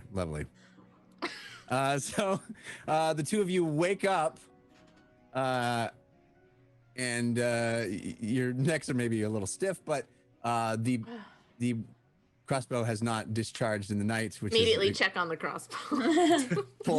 you pull the pillow up. Still and there. Still there. Maybe you should get Civ. Yeah. Okay, I'll do it. Okay, I'm gonna jump down very, very lightly and walk downstairs for breakfast. Ziv, Yes. sorry, did I wake you up? No, I was talking to Mr. Whispers. And you see he's got a black crow perched on his shoulder. Who's that? That's Mr. Whispers. Now, What? it's a long story. Fahima and I were messing around with spells last night. She was teaching me some things. That's why her hair was on fire. Right. She said she couldn't tell me something, or she didn't say that, but I knew that's what it was. Sure. Yes, she taught me how to turn Mr. Whispers into what Meep is. So you can kind of talk to him now? Yes, I mean, I can hear his thoughts, and I think he can hear mine. We've been trying to communicate back and forth this morning, and it's been hit and miss. Well, congratulations. New relationships can be tricky. You see the crow turn, and it's got a lot of food in its mouth. And more bread. I don't mean to alarm you, but that crossbow is still active, I think. And I don't know how to deactivate it so it's safe to Right. pick up. Why don't I teach you a quick lesson on hand crossbows? Okay, great. I put a Right. lot of pillows around it so it wouldn't shoot anyone in our sleep. Good. All right. Well, and then Jeff, I essentially teach her the basics on like how to load it, how to fire it, the Okay. mechanism that makes Meanwhile, it work. Fahima, you are down. You've kind of walked down, and there's a couple of other people that seem to have been staying here at the Salt Spray Cafe. And as you walk down into the lobby to order some breakfast, you kind of overhear talk of you catch the word Lighthouse, and there's some alarm and surprise. Clearly, it is on the tongue of a lot of people in town. It is the gossip of the morning. Meanwhile, Uggo and James, I'm sure you both are waking up at this time as well. Yes. I run upstairs and go into their room. Well, I knock first, but Hello. Good morning. Hi. Good morning. Morning. Yes. I just went downstairs. I popped downstairs to get some breakfast, and Oh, good.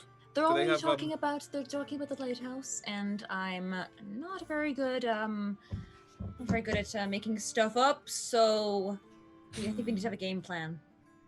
Okay. Got It's it. a lighthouse. That's one game plan. It's fine. It's fine. We'll be casual and What are they saying? probably. We need an alibi. I'm not Lily, Yes. I don't know. Lily and Siv are having a crossbow lesson in the other room. Listen, as far as they know, we were on the Tardy Plunder the entire time, circling Boster, and came aboard that way, right? yes. If the yes. pirates know how to just yes and us. Maybe we should get back to the ship quicker than we Yeah. expected. Yeah, Let's, I think that's a good idea. Let's turn this into a walking breakfast, and yeah. I imagine this crossbow lesson is like that scene from Ghost, by the way. Whoa! The Kevin Costner Robin Hood, where he like teaches Maid Marian to shoot a bow and arrow, you know, Definitely. or like any golf lesson with the Yeah. around the old. They're hug gonna and be a teach. while. The old hug and teach. Ah, yes. Indeed. I shout, Lily! Oh. How long have we been here? I don't know. Time seems to stop around you, I guess. Quite a long time. Right. We should probably go. Yes. Jessica's Give dead it- on the floor. Do you think you understand enough for now, at least not to like shoot anyone on accident? Well, it's a big step up just understanding that it doesn't shoot on its own.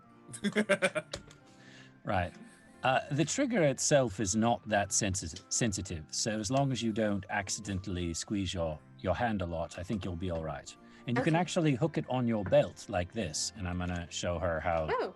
like the harness works. Is it like a little crossbow, so it's Lily sized? It's a hand crossbow, yeah. Yeah. So I mean, it's still fairly large for her, but enough that she could put it on her belt and walk comfortably with it. And in this short span, I mean, Lily's a smart cookie. She picks up on how to load and unload the bolt, and it comes pretty quickly to you. But yeah, it's not something you've ever done before, but you pick Right. up on it pretty quick. Thank you. Sure, and we can always do more lessons later. Okay. Fahima's screaming my name. Right. Sorry. Lily! No, it's okay. Okay. Bye. Bye. Yes? Sid, Think you it's time- too! I think it's time to go, everyone. Why? What's wrong? Our alibi? No reason at all. There's people talking about the lighthouse. There's gossip happening already, so we need to go. Oh. Bad gossip? Just any mention of it at all, I figure is not good for us, so. Well, Probably not. James, didn't you want to try to find out more about your patron? Yes, but I don't know if we have many options here on the Isle of Rum. It's not a very learned place, and there's no temples or libraries around. So I'm not sure what our options are. All right. Do you, maybe- do you want me to maybe we tell a get- story so they understand what happened to him? To the lighthouse? I don't know. Actually, no. That's not Oh. a terrible idea. Bards are incredibly good at spreading stories and rumors. Okay, all right. Sure, we can tell them something. If we want to buy a little more time, because we don't have to go back to the ship quite yet, do we? Mhm. Yes, right. It's no. Okay, it's structural. There's certainly that many plantings of bodies around the lighthouse would probably disrupt the earth quite greatly, and I'm sure do some I don't think we need to foundational get- damage. Okay, James. fine. Yes, I'm sorry, my mind's getting away with me. No. Yes.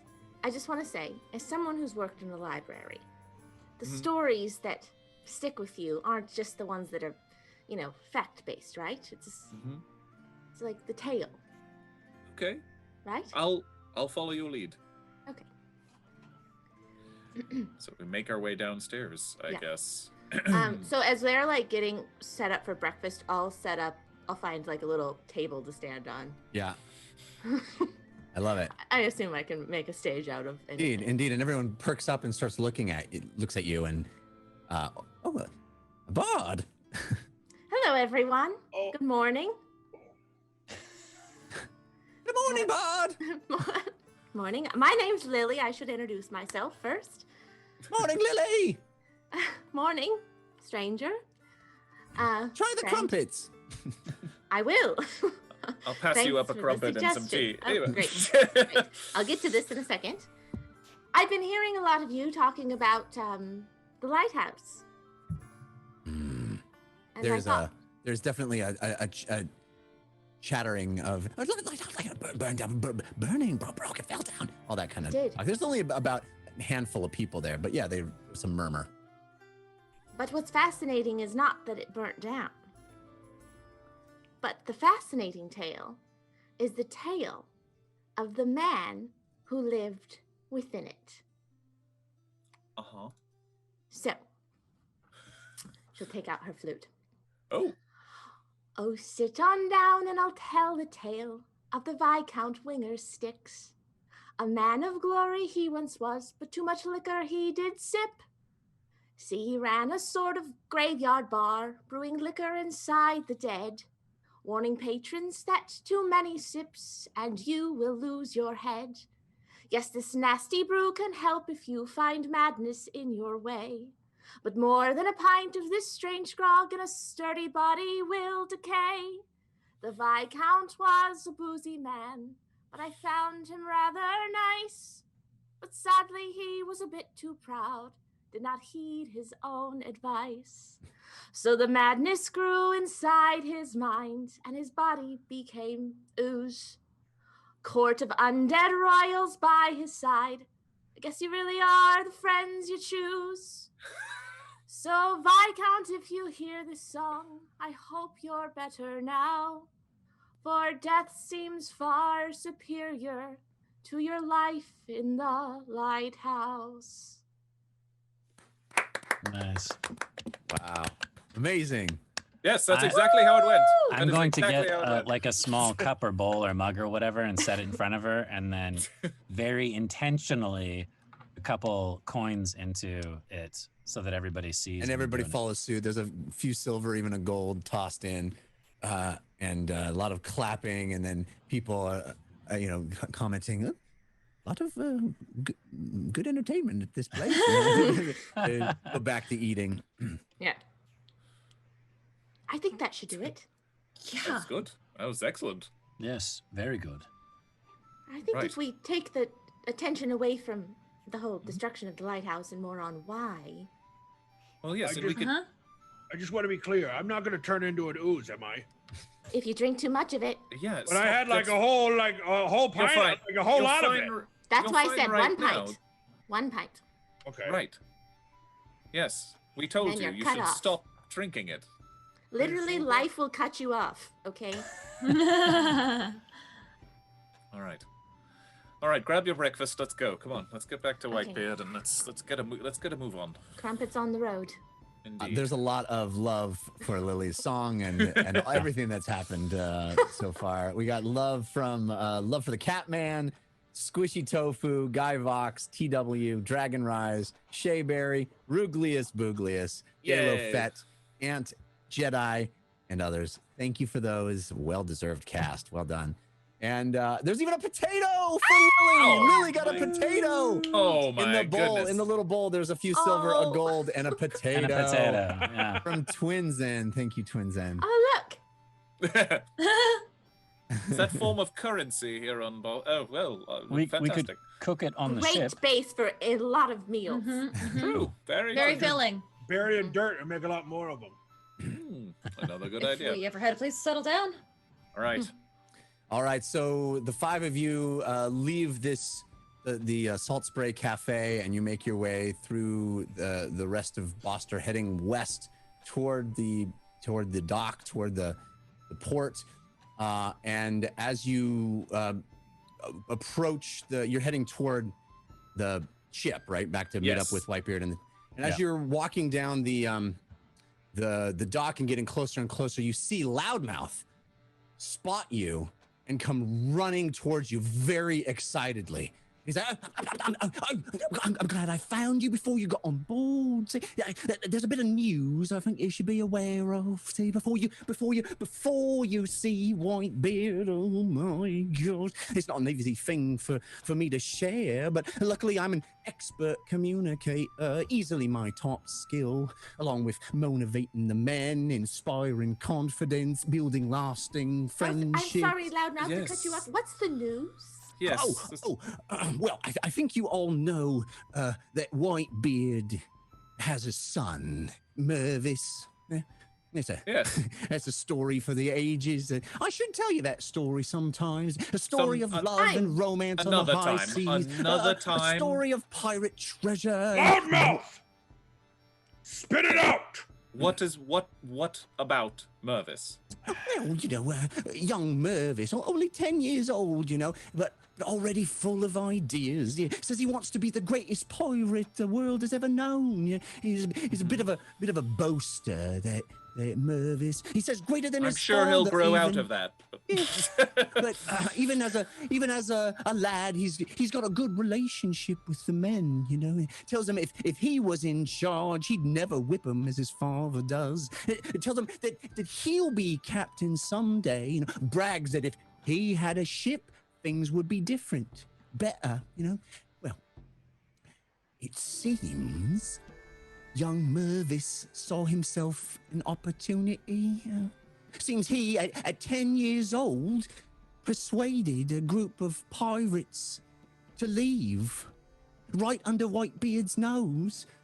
They stole the new ship, the Tardy Plunder, sailed it right out of here in the dead of night, escaped to parts unknown. Half the crew just gone.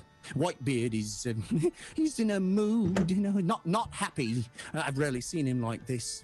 Well, there was this one time when he dropped a bunch of gold into the murky depths, and then there was that other time I put too much salt on his fillet of fish. I'm sorry, Loudmouth. What? They're gone. To be clear. Well, the Tardy Plunder's gone. Yes. In half the crew, see. He actually even asked me to join up too. Offered me a place on his ship. Told me life would be different. Is anyone else boy gone? talking to me like that, but I, Loudmouth, what about the prisoners? Oh, the prisoners were transferred to Whitebeard's itch. He didn't steal the prisoners. Okay. But he stole the ship and half the men. He told me I could come. He asked me. I'm loyal to Whitebeard. It'd take quite a big thing to make me turn on Whitebeard. He's been very good to me so far. Are you sure you don't want to go? I mean, they're gone now, but has Whitebeard been very good to you? Of course he's been. I'm his number one guy. See, I'm the one who helps with all the men and leads them and tells them what to do and makes sure the morale is high. I'm an excellent communicator, as I indicate. Is Whitebeard going to go after his boy, or is he going to go to Bingle with the prisoners? Did he say? He seems to be in quite a state right now. I haven't really determined what his next course of action is, but, I was wondering, did he ask any of you, young Mervis, to join up with him? No. Chance? We need to get back to the ship so that Whitebeard doesn't leave without us. Brings me to my next bit of, see, Whitebeard, he doesn't want any more surprises, He didn't like that his own son stole his ship right from under his nose. It doesn't look good, especially here in Boston. Boston is a place that reputation goes a long... Loudmouth and what? And what? Well, he asked me to go have another audience with the hag, so we could find out what else might be waiting for him. No more surprises, But I'm a little uncomfortable going to that place. Every time I'm there, she says the same thing to me. Says We'll go. I'll die at sea and won't even be able to cry out for help. Says I'll just sink under the waves without a single person trying to save me. It's not the kind of thing you like hearing over and over. Why don't I suggest this, Loudmouth? And I look at everyone. I don't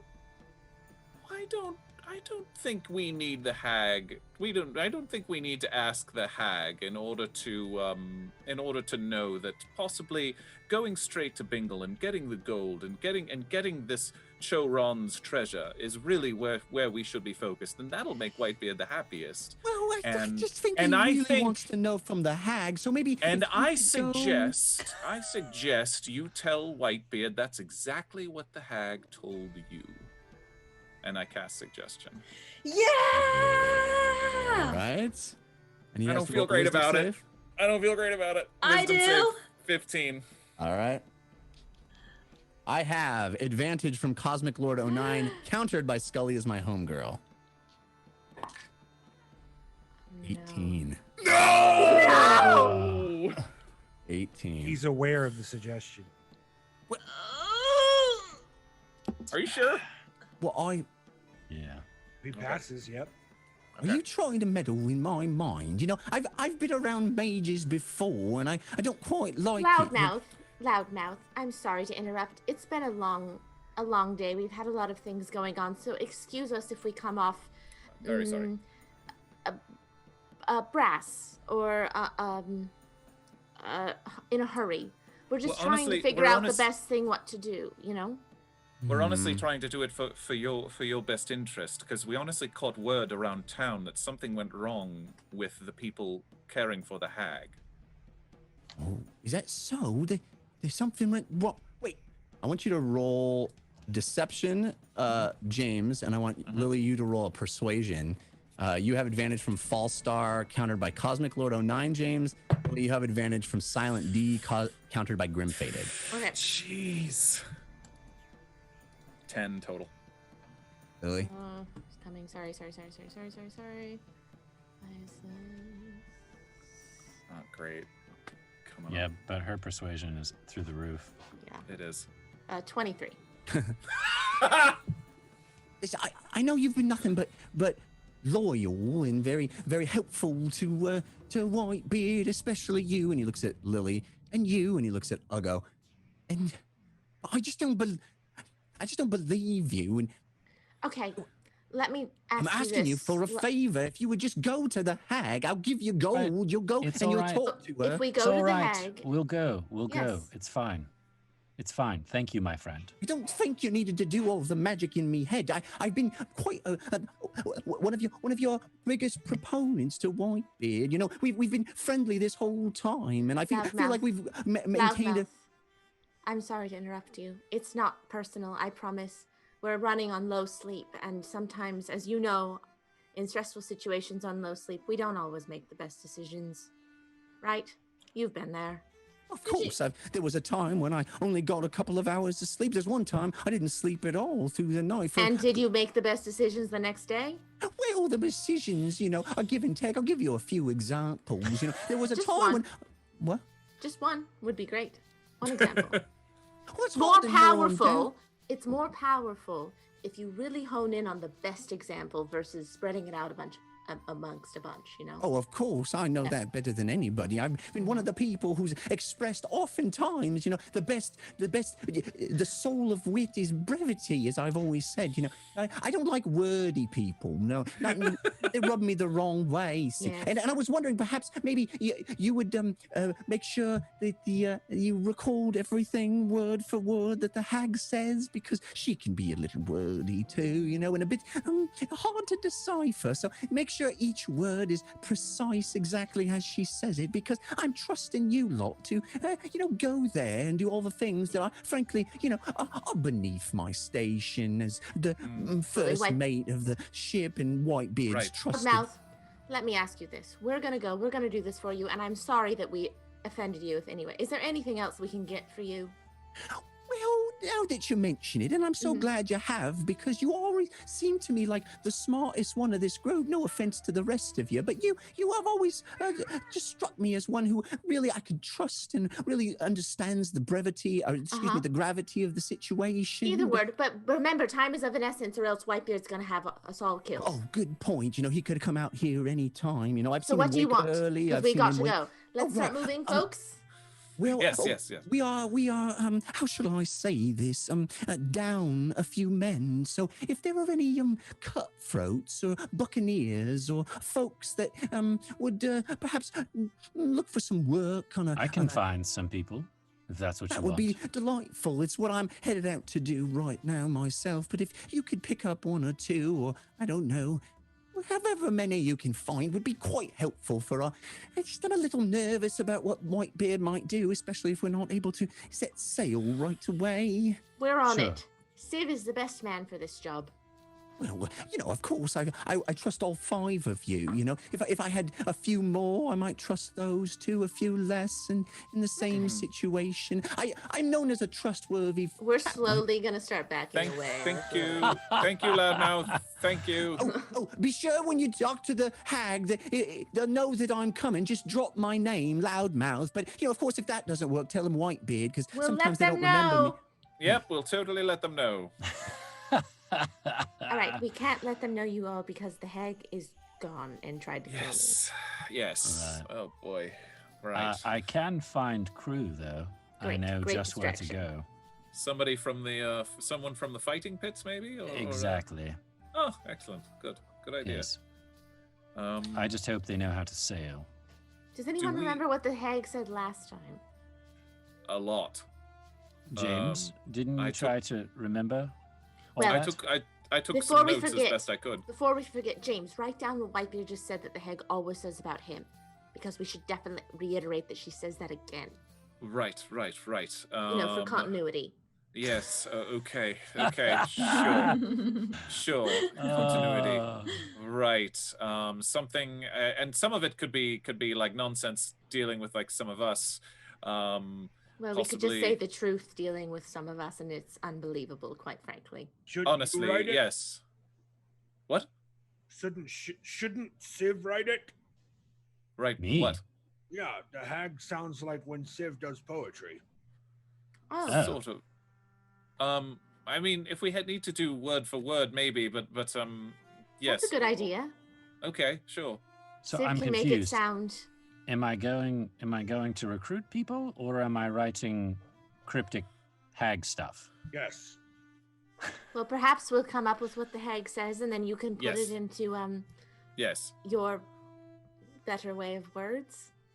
All right. Right. Can you So- do that? I can. Insight check.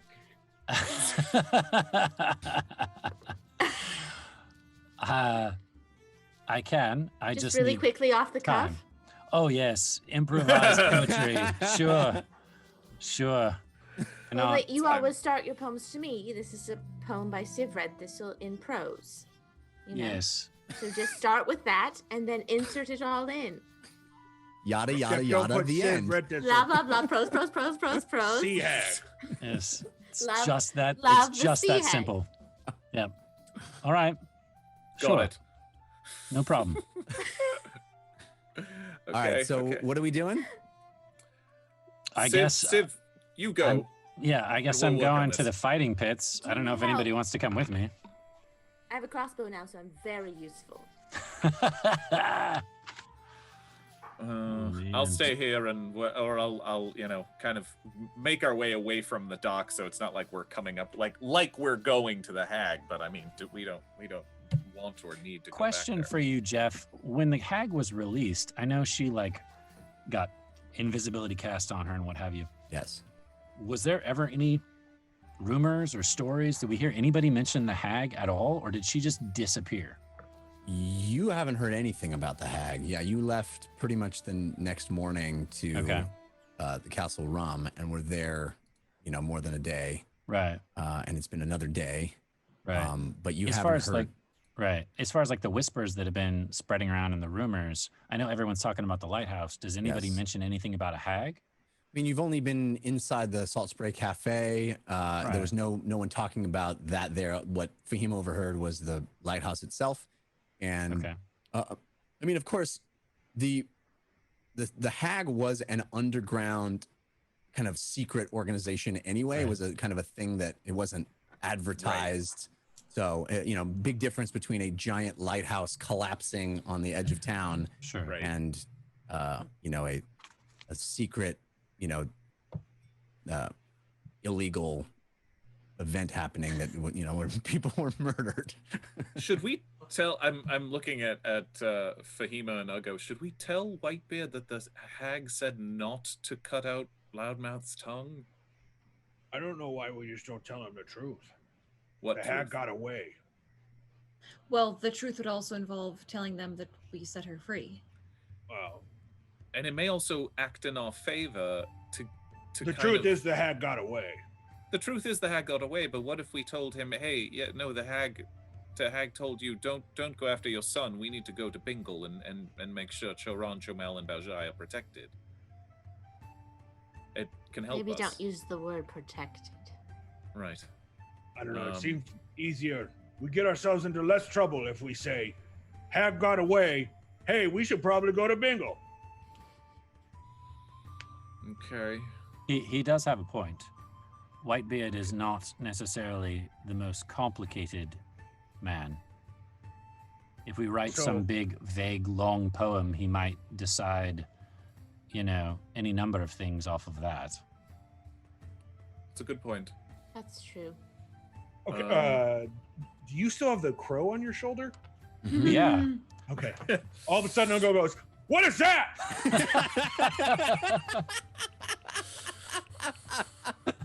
Get that out of here! No, For the last 20 minutes. No, that's my friend. It's I'll go. What? That's It's a crow! The Lord of Crows is around! no, this is Mr. Whispers. Oh, I'm confused. That's no. The Mr. mouse. Whispers.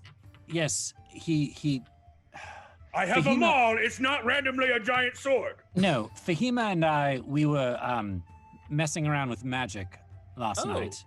And yes, Ah. Sorry, And- James. and Mr. Whispers no apologies. Feels turned like I'm cheating into on a you. crow. Wait, Not at all. I'm going to skip over that one. Well, I don't know how I feel about that. The mouse is pretty cute.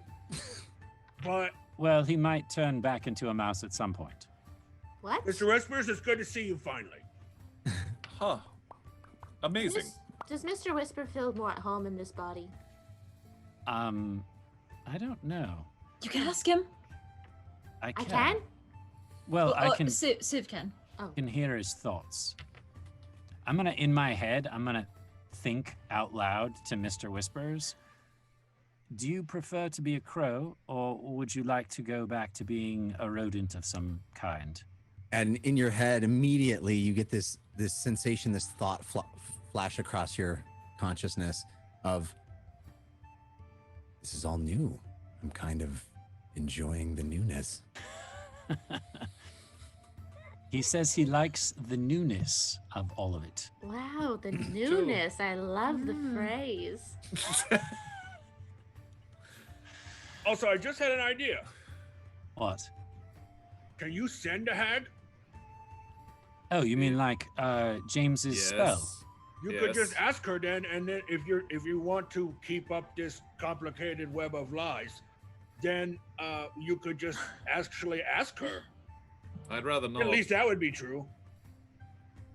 Yes, but if we wanted real information from her, you could do that. Okay. I think the best thing is not lie and tell him the hag escaped and we should go to Bingle. Okay. Yeah. Okay. I would only agree with Ugo if we can actually find more crew for him. We should go. Yes. If we can give him some sort of a gift, I think he'd be much more willing to listen to our tale. So should we all focus on finding crew? Mm-hmm. I think that's a great idea. Where should we go for that, Civ? The fighting pits. Well, I've never been. I don't know if you'll like it. Not very fun. We should not hire the halfling I beat into unconsciousness. Oh. Yes. Because I told Whitebeard that she was dead. Right. That was a lie, but it was in defense of her life, so.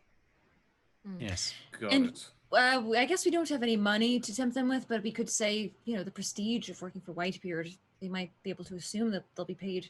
Well, all we have to Decently. do is tell them that we're on to a big score, which is true, mhm. and that they would get a cut of that, which is Mhm. true. Hmm. Okay. And Whitebeard does pay well for the people that survive. Yes, which is why he can whip them and they still remain loyal. I'm really trying to get him to change that practice. I actually think the reason why his son was so, productive in stealing the ship and the crew is because he probably promised them not to whip. Yes. I hope so. Well, that might anger Whitebeard, Lily, if you continue along that path. Well, sometimes people deserve to be angry if they're going to be mean. Let me teach you more about that crossbow. Okay. Let's go to the fighting pits then. Yeah. All right, so Civ leads the way and recalls exactly as he's able to navigate the back alleys of all these kinds of places easily and has been there before.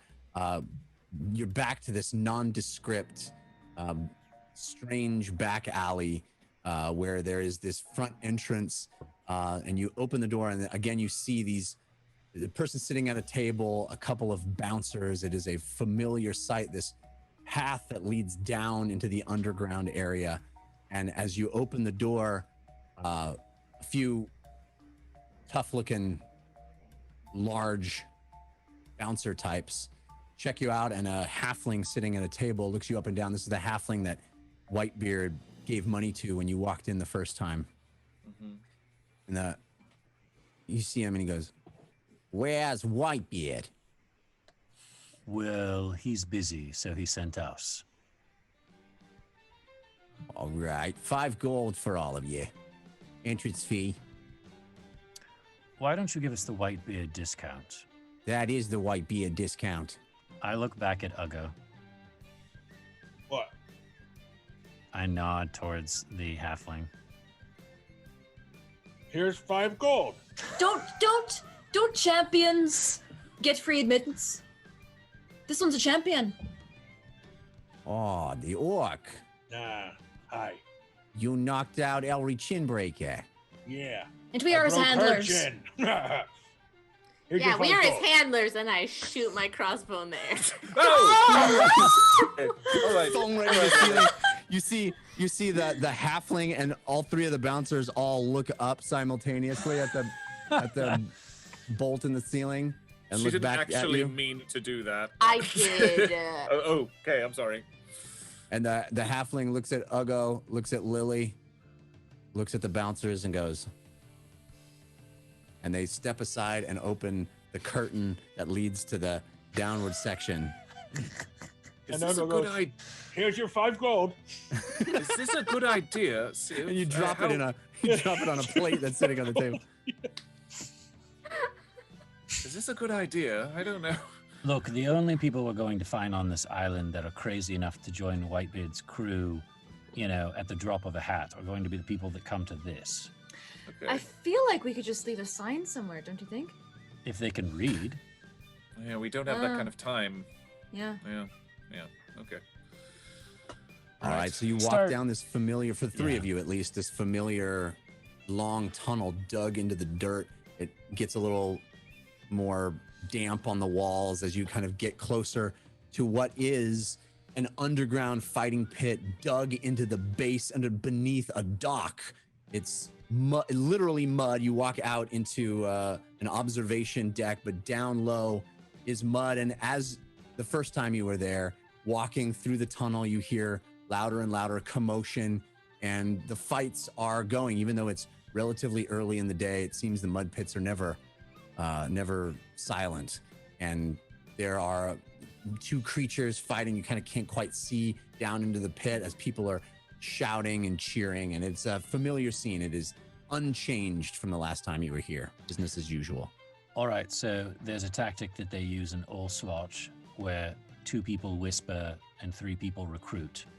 So who wants to be the whisperers and who recruits?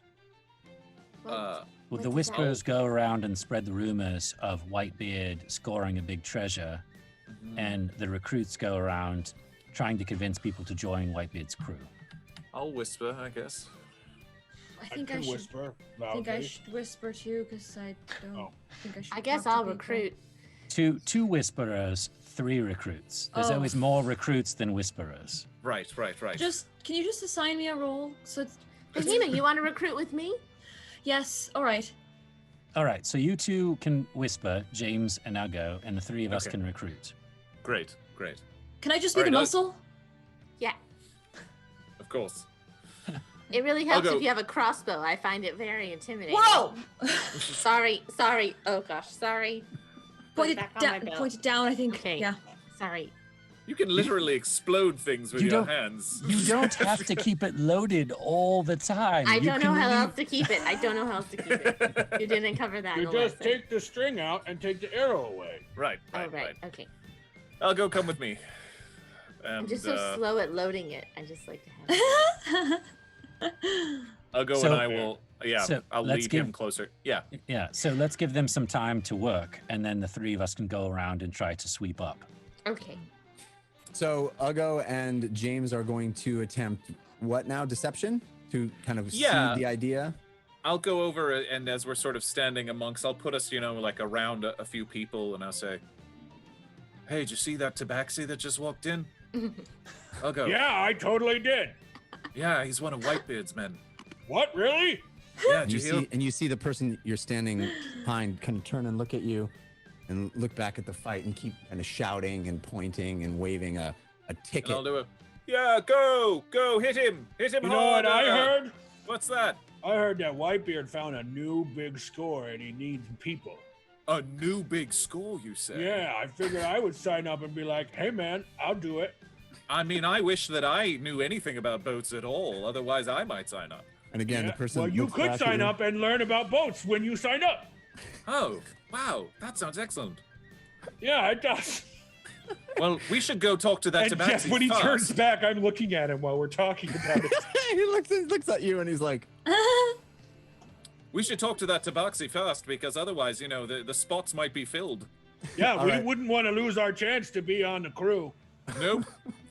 roll me some deceptions. Oh, yes. James, you have advantage from Bow Busy, countered by Grim Faded. Ugo, you have advantage from Newbie New 7, countered by Grim Faded. Forget Geico. That's all I have to say. Forget Geico. That is the commercial of the year right there. Thank you.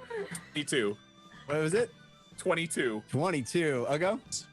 Did you say I have just regular roll, straight roll? Yeah, straight roll. 11. All right. So you definitely see the person that you were standing behind after all that kind of shuffle off and get into a new position, but you spy that fella turn and kind of say something to the person next to him, and that person turning back, and then the first person like pointing back at you guys, and then that second person looking back at you guys and turning to the person to his right and going, "Did you see that?" And it seems like this little bit of knowledge is kind of percolating through the room. And as you're finishing that, Ugo, you're standing there with James kind of watching it and admiring it, and you feel a tap, tap, tap on the back of your calf. Oh.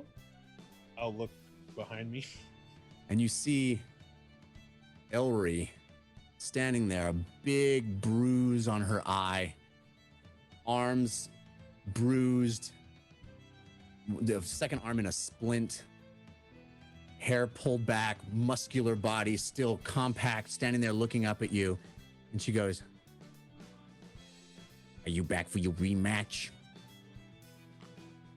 Ugo looks around. Hello? Do you have a death wish? Why else You're, would I you're be pretty in here? beat up. Why You else haven't would I even be in recovered. here? Can I help you? Can I make you feel better? You I'm scared here my- to recruit people. I mean, talk about a thing. Do you know anything about being on a ship? Not someone who you can recruit. Oh. Of course hello. I do. Oh. Not a good idea, We're recruiting for Whitebeard's crew, but we're afraid that you can't come with us because Whitebeard's crew. Yes. What's the mission? Well, I think I need to be up front right now. And so I told Whitebeard that I killed you because he wanted me to. And I didn't do that because I didn't want to kill you. So I don't feel like maybe you can be part of the crew.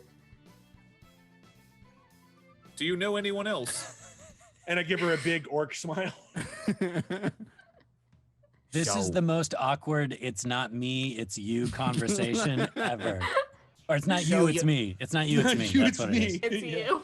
So what Me, you're it's saying you. is, if you had killed me, I would be welcome. Right. Yes, but you would also be dead. Yes.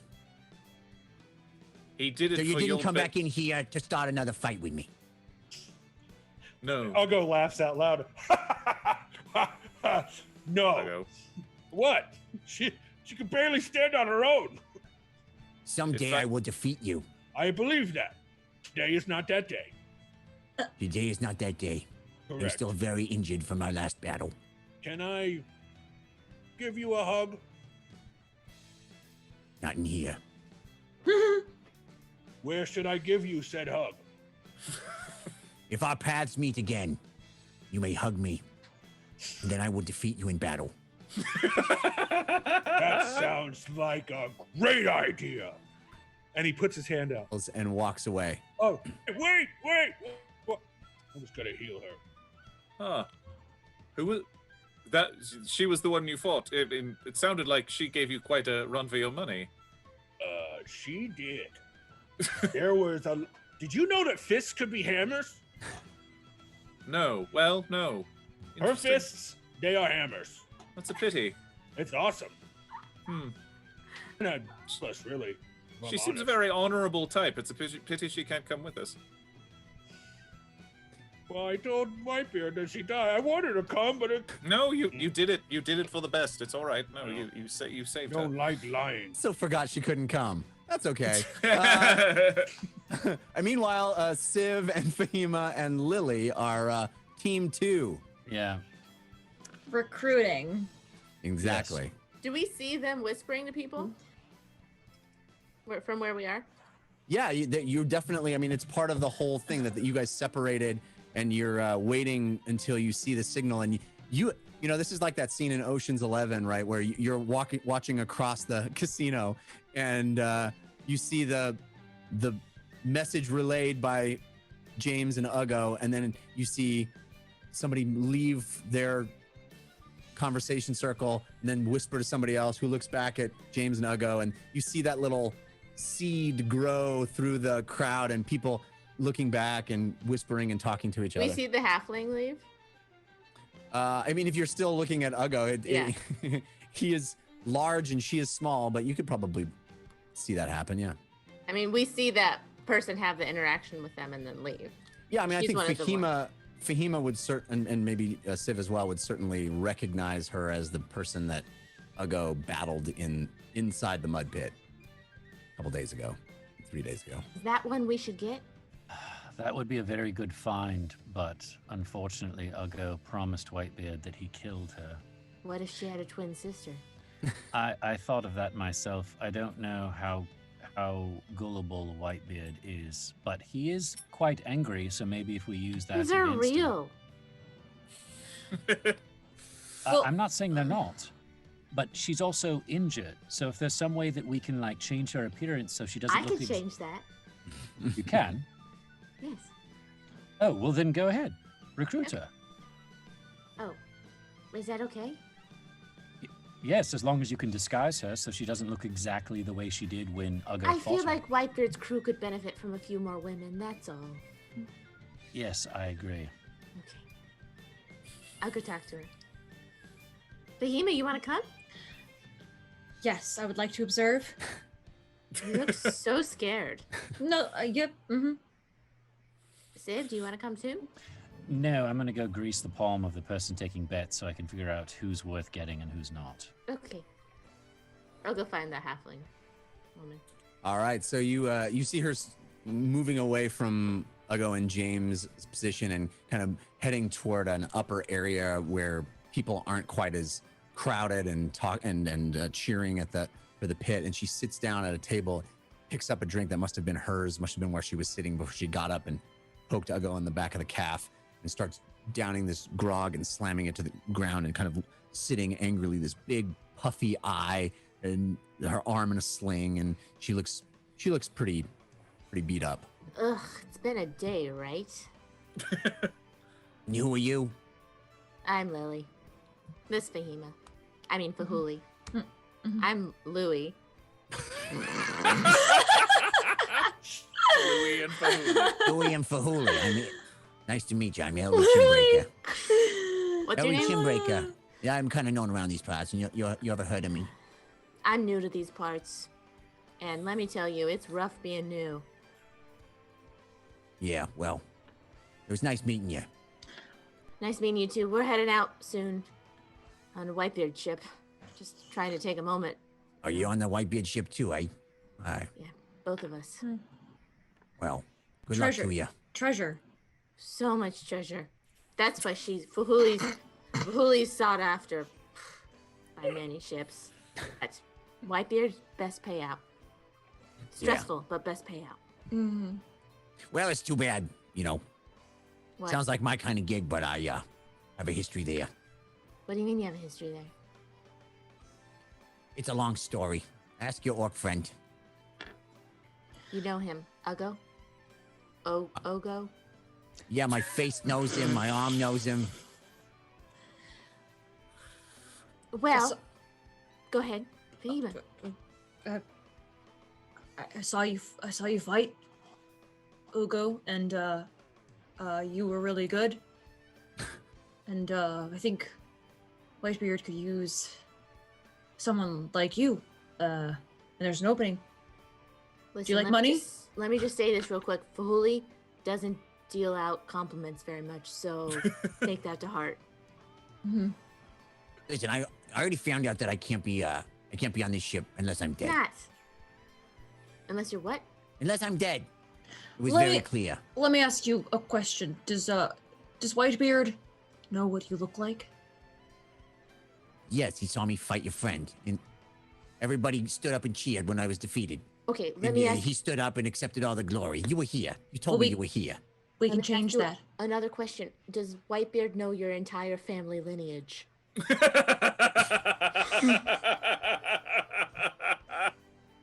I don't know that. It's the Okay. best plan.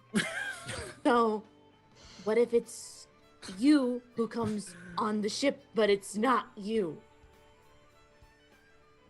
Your Are you cousin. following? You are a couple of weirdos, aren't you? Also, thank you. We just recognize strength when we see it. That she says it better than me. I feel like I made you guys do this because I said that was in my head, and I think that Uggo made a very solid point about. She should come. She should come. I'm trying. We'll leave it up to the dice. Roll me a I want her to persuasion check. come. Roll me a persuasion check, each of you. Okay. Fahima, you have advantage from Don't Hate Fahima, countered by Grim Faded. Oh, You have gosh. advantage from Silent D, countered by Grim Faded. Don't screw this up, Fahima. Meanwhile, Jeff, I'm going to go to whoever takes bets and I'm going to Yeah. grease their palm and say, I want 5 names of people that know how to sail, how to fight, and are willing to work dirty for Whitebeard. All right, and very, very swarthy fella at the front who you saw taking bets the first time you were in here looks at you, looks you up and down, puts his hand out, accepts the gold, stuffs it in his pocket, and points at a few people in the room. All right. I'm going to make my way over to them. What did you Alright. get, Fahima? Performance? Persuasion. No, Oh. persuasion. Persuasion. I think it's the same. 13. I only got a 15, which is low for me. Okay. All right.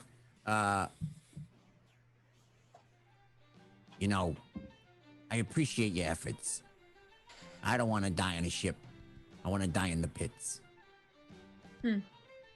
Well, point us towards others. Are there any other strong women in here? Sure, there's lots of strong women in Boston.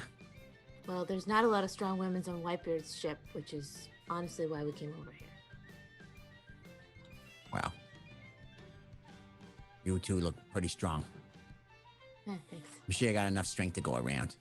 Well, could you point us out to another woman who might want a job? And Maybe someone you don't like so much. Whitebeard's not the best boss. Now the truth comes out. I like that. she nods over at a woman who's standing cheering at the crowd, throwing. She always bets against me. Lost a lot of gold that way, but yeah, I'd like to see you get whipped by Whitebeard. Well, your wish might come true. Let me just say this. I know you're not going to come with us now, and we can respect that, right, Bahuli? Mm-hmm. Mm-hmm. But, you seem like a really good person, and I hope we see you again sometime. I hope I never see you again. Also, come here. Come here. Yeah. Come a little closer. Yeah. Just, and I'll just cure wounds on her face. You see the big bruise and black eye soften and fade away, and she goes, all right, maybe I hope I see you again. You don't have to change your opinion, but Louis is leaving the building. Louis out. Louis out. Fahuli make their way through the rest of the crowd. If you've got a few characters that you've now spied as potential. We'll try and grab that woman who bets against her. Yeah. So all of you guys, just roll me persuasion checks. Lily, you have advantage from Silent D, countered by Grim Fated. Civ, you have advantage from Cosmic Lord 09, countered by Grim Fated. And Fahima, you have advantage from an Old Brownie, countered by Cosmic Lord 09. Lily, Yes? do you think you could give me some of that bardic luck? Oh, yeah, absolutely. And I give you a nice slap on the back. Whoa! Sorry, I'm trying to still fit in with the environment. No, yo. Good. So you get bardic inspiration. And I need it. I rolled a nat 20 now, so I got a 30. Oh. Ah. 30. Dang. All right, so you definitely persuade that woman who is cheering, and you don't make any mention of how you found her name, but she sounds intrigued by the idea of joining up on a ship. What did you get, Civ? 13. 13. Oh, so you Yeah. get one more. So you guys have 2 total people that agreed to show up at Whitebeard's at Whitebeard's ship, at Whitebeard's itch in the port. So you've acquired 2 people. What did you get, Fahima? I got a 14. The 30, as you guys are a pair, and you didn't even need you could roll the 1 and we would have been fine. All right. So you got 2 to agree, and you kind of feel like you've expended your energy Yeah. in here. Mhm. Well, I'm assuming we reconvene. Yeah. Yes. Well, I've got one, and I think if I We've got one. Right. Yep, we got one. so I mean, for one day's work, it's not terrible. Pretty good. Yes, I Okay. wish we could get more, but I don't know where else to go in such short time. I mean, we could try the Krusty Station. Do they have a prison here? Oh. That's a good question. We could pay someone's bail, although I'm kind of tapped out at this point. Yes. You could pick a lock. You mean that's a- we could break someone out of jail to come and work for No, Whitebeard? that's a whole lot of trouble. I don't. Oh boy, I don't know. I like about the that. idea of putting up a few signs, just in case someone can actually read. So That's a good idea. Yes. why don't I whip those up? We can put those up, and if Great. Whitebeard's willing to wait until tomorrow morning to leave with the tide, Great. perhaps we can get 1 or 2 more. Great. Okay. And I will work on trying to come up with something that sounds like it was said by the hag by comparing it to my notes of the rest of the things she said. We don't want to So- say that the hag escaped. Oh, right. No, we want to tell the truth, don't we? Yes. Okay, fine. We can tell the truth. I feel like That should be like the Fine. base thing that we do. The base. You're right, Uggo. Sometimes the truth. You know. You can make things worse. When you can. And maybe I can cast Sending to the Hag in front of Whitebeard and then get his answer that way. That should make him very happy. True. Very true. That's a good Okay. one. All right. Does he know you can cast sending? No. Well, he'll find out now. Mhm. I just worry about him abusing that once he finds out. Well, be careful. it's only people that I know, so but yes, yeah. Okay, so the plan is make some signs, take these friends back to the boat. Right. Yes, and tell him that we can remotely talk to the hag. Okay. All right. So you make your way out of the mud pit, back up through the tunnel, back past the entrance with the bouncers and the coin taker, back out into the streets, and you start moving your way back through the city, heading toward back toward the western edge of the city. And as you go, you spot a place that you hadn't noticed before as you were walking.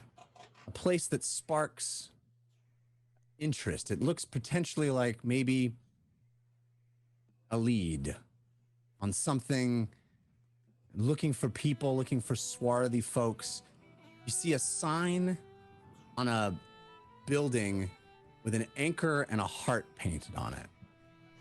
And as you are walking by, you kind of look through an open door. And most of the buildings you've seen on the Isle, especially in this part of town, have those high ceilings, pitched like boathouses. And this one is a much lower ceiling. And as you look through the open door, you see that the windows are covered by thick colored curtains, casting the room in a dim, warm light. Lamps around the room contribute to this feel. Gentle orange illumination, giving it a calm feeling. And along the walls, as you're walking by and you look into this room, along the walls, you see parchment on display. Tons of it. Parchment with all manner of different bits of artwork, designs and shapes, imagery, much of it monochrome, of all sorts of things, sea creatures and ships, abstract patterns, religious symbols and bits of text, all of these pinned to the walls all around the place, floor to ceiling, pages and pages and pages of these designs. And it becomes clear that you're peering into a tattoo parlor. And that's where we're going to end tonight. Yes! Yes! Yes! Magical tattoos! Oh no. That was a wild and wacky episode, and I absolutely loved it. We're getting tattoos! Woo! Oh no. All right. Amazing. Oh my gosh, I'm so it's a good thing we saved excited. all that money for our tattoos. I know. Could go wrong. Lily's just gonna sing a song and get us all free tattoos. So, I like we that. have some love from folks that I want to acknowledge. Persephone, Navy Bruin 02, Crapton Crunch, Alex Nelson, Vosh Voyager, Squishy Tofu, Shin 1990, Lazy Pixie, Lily Dumblestuck Fan, and others. We also got potatoes!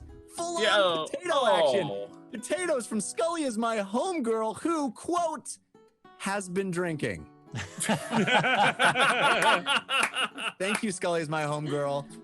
Please don't potato and please potato responsibly is what I mean to say. I'm drinking potato. Yes, thank you. We are so grateful for the potato, so grateful for the love, so grateful that you are here with us, watching, enjoying our Shenanigans. We'll be back next week. Until then, humankind, be both. To all of you who played along and interacted with us throughout the evening, our humble thanks. And thank you to everyone that shared our adventure. I'm liking this tune a lot.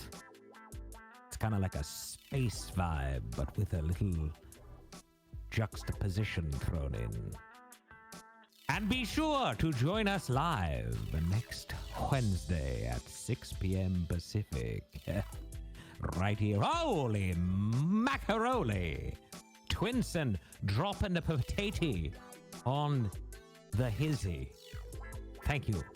And thank you to everyone that has contributed. And to those who have not, no biggie. As long as you're here, that's all we care about. Thank you. We love you. And again, remember, you can always watch The Dungeon Run on Wednesdays at 6 p.m. Pacific, right here at caffeine.tv/The Dungeon Run. Now, make sure to click the star to follow the channel to get live notifications. Until next week, may the dice roll in your favor.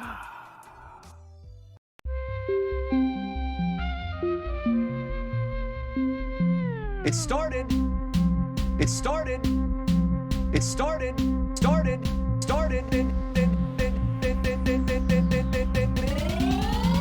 As a simple dungeon run.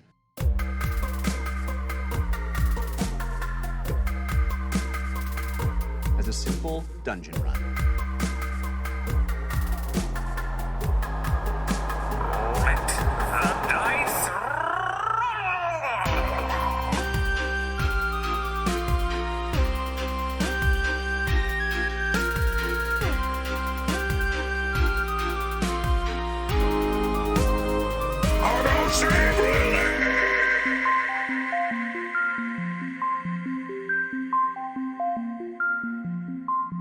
In a world where magic exists, anything is possible.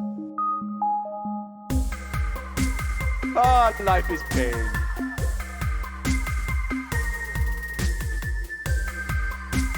Ah, life is pain.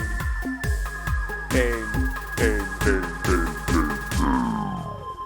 Meep, I love you. Come back to me. Meep. Meep.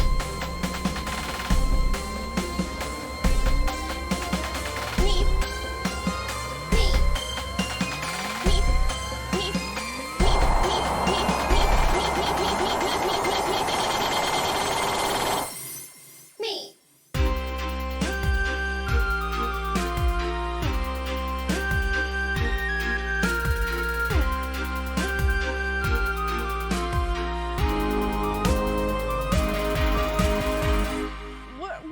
We're falling through space.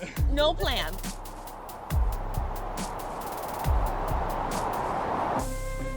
The island of Bingle is safe once again. You may return to your homes. And if there are any that are willing, help them rebuild.